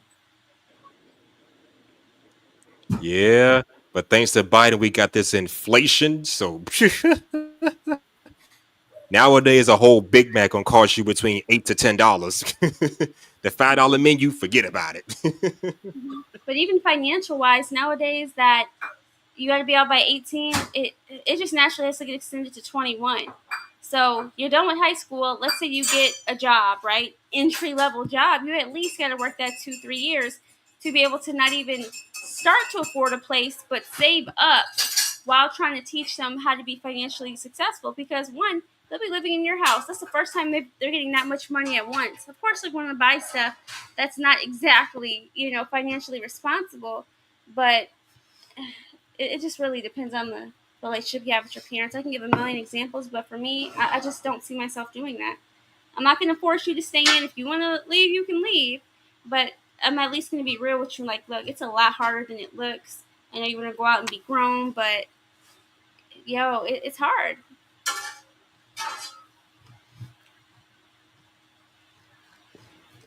Because even after that Yeah, first rent and bills, you'd be like, dang, I wasn't really expecting that. I would yeah. almost be And I mad. think, an, Like, I think, an, yeah, I think another thing is some people want to, date and have relationships without having to be supervised by their parents. I mean, I understand you got to meet the parents at some point, but mm-hmm. I think when you're 21 or older, gone are the days of mom and dad meeting this person off rip within, I don't know, less than a week of knowing this person. Now you got to vet the person for about 2 to 3 weeks before they decide you're going to meet the parents. Like, if I met a woman yesterday, she's not gonna meet my mama the next day or the day after that or the day after that. No, give it about 3 weeks and then I'll introduce you. And then I introduce y'all because we passed that phase. So they want to have the freedom to date without all the extra stress of trying to meet somebody. I've had that issue too. Mm-hmm. And me personally, I wanted to get out of my mother's house. That's why when I got my first place, I was doing the MC Hammer dance damn near every day. I wanted to get out of her I house. didn't want to go to college. I did want to get away from my parents and see what that was like for the first time, but I didn't want to leave the house. You know what I mean? Like, there's a big difference between, I want to, leave and have some freedom, but I don't want to leave this house while I'm still trying to figure everything out and work through all this stuff. And again, I didn't have a car or license, so I had to be on campus, and no one's driving me to school every day. So I just think, if I could go back with the knowledge I have now, yes, I still would have been out at 18, but I would have done quite a lot of things different. I would have been applying, because I didn't know to apply to them jobs before I even got to campus. Because by the time you get on campus, everybody's already applied to the jobs that are on campus. So yeah, I just didn't know what I didn't know.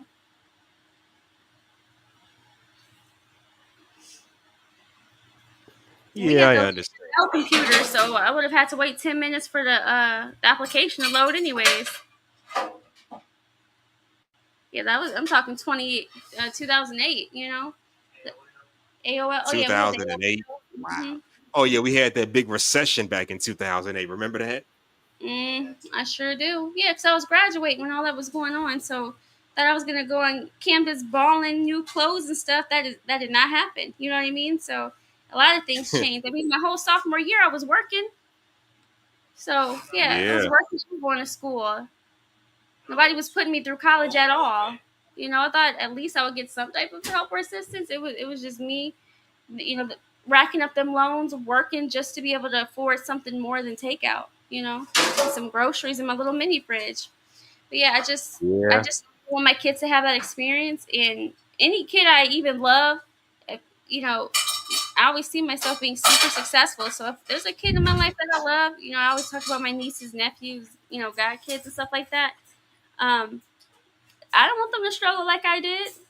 And again, it's not even a financial thing. It could be, here's a resource. Here's somebody I know over there that is doing this. So just to be an asset doesn't always mean throwing somebody money, but I would much prefer to give them asset, resources, and properties so that they have one thing less on their plate. And of course, the money should get everything, but everybody else I love, whatever I think makes sense would be the gift they would get.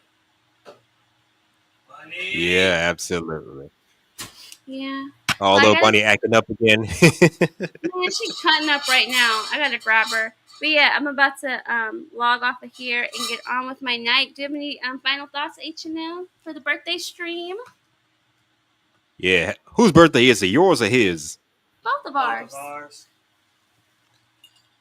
Yeah, both got Hers, birthdays on. Oh, it's It's all, hers wait, is say the that again. 6th and mine is the 9th. and our anniversary is right in the middle. So 6, 7, 9. Oh, okay. Salute to the both of you. Now that's what I call one hell of a celebration. Y'all both got birthdays and anniversaries within the same week. Ain't that something? Mm-hmm. Shout out to all my cancers. My birthday was 3 days ago, so hey. Mm-hmm. And your birthday is right there in the middle too. Hey. Happy birthday! Yeah. We Thank celebrate you. too. Yeah, I'm an old man. I just turned 41. I'm an old man. Hey, I sang you happy birthday the other day. I'm gonna pop it up because Tess didn't see that one. Yeah, I sang you happy birthday, and you were not old. If your old knees still work, you young enough. I mean, I go to the gym and jog once a week or so. So hey, Hey, I know 41-year-olds that can't do that. You are blessed. I just turned 36. Why are you telling your age on the internet? People don't generally, because I don't give a damn. I mean, I don't care. I keep trying my best. yeah, that's the way it needs to be. When I was 36, I felt the same way. I don't care what y'all say. Right. When I was 36, I felt the same way. I'm I Not Unc. Oh my goodness. got a good 5 years on you. We like uncle or auntie ages at this point. Yeah, that's true. Mm-hmm. old dude at work the other day said that I look like I'm 26 or something. So I'll take that. I get that too. People think I'm 24, 25. I get that a lot too. We keep ourselves looking good. Black don't crack, baby. That's a fact. No, y'all both look younger. Enjoy it because there's some people that age like milk. Keep your moisturizer on. You know, get your sunlight in doses and drink plenty of water. I always say that on the show. Drink your water. Stay hydrated. And your Blue And Max. eat less junk food. And eat less junk food. And eat less junk food. Absolutely. Well, it's been a pleasure, H&M. We'll see you on the next one. We'll have another one real soon, okay? Okay. I think I'm going to do a show tomorrow, but I got to pick a topic for it. Feel free to stop by if you can. Oh, absolutely. My baby cutting up, so I'm going to grab her. But yeah, I'll be available. Oh, okay. And I'm trying something new with the AI. You see that I made this picture with AI. Looks pretty nice. Who's the girl? That's my lady friend. Oh, okay. I see you. Oh, hey, look. It looks like ours, but AI. That's cute. Now, if you want me to, I can make an AI replicas of you two as a married couple. Oh, yeah, go ahead. Just give me some pictures of you two, and I'll work my little AI magic. Okay. I will do it. My email will be in the, well, actually, it's on the in the description of all the other videos, the ALLODYNO@gmail. I think I saved your email to my Gmail account maybe 2 years ago. Oh, yeah, it's the same one. ALLODYNO@gmail. I believe that's it, but I'll check the YouTube again just to be sure. Yeah, look at one of my older lives. It's right there in the description. But yeah, I'll see you in the next one. Bye. Take care, Brienne, my number one fan. Always cooking like a frying pan. All right, you guys, that's the end of the birthday stream. 3 hours. That's pretty darn good, you guys. I wouldn't call it a record because we definitely did longer. But my baby's getting up, so I had to go grab her. Pray you guys, it's been a pleasure. Any questions, comments below for the people watching the after show. But we're going to enjoy the rest of our birthday holiday anniversary weekend, and we'll talk to you guys very, very soon. Yeah, you did. You said I didn't shout out to Tez. Oh, you want to do your shout out to Tez? Hold up. Here you go. He's listening. Oh, thank you. Shout out to Tez. We love what he says. You and your wife, y'all really turning heads. Thank you. I like that one. Yeah, that was nice. All right. We're going to let you guys go and have a good night. Happy Saturday.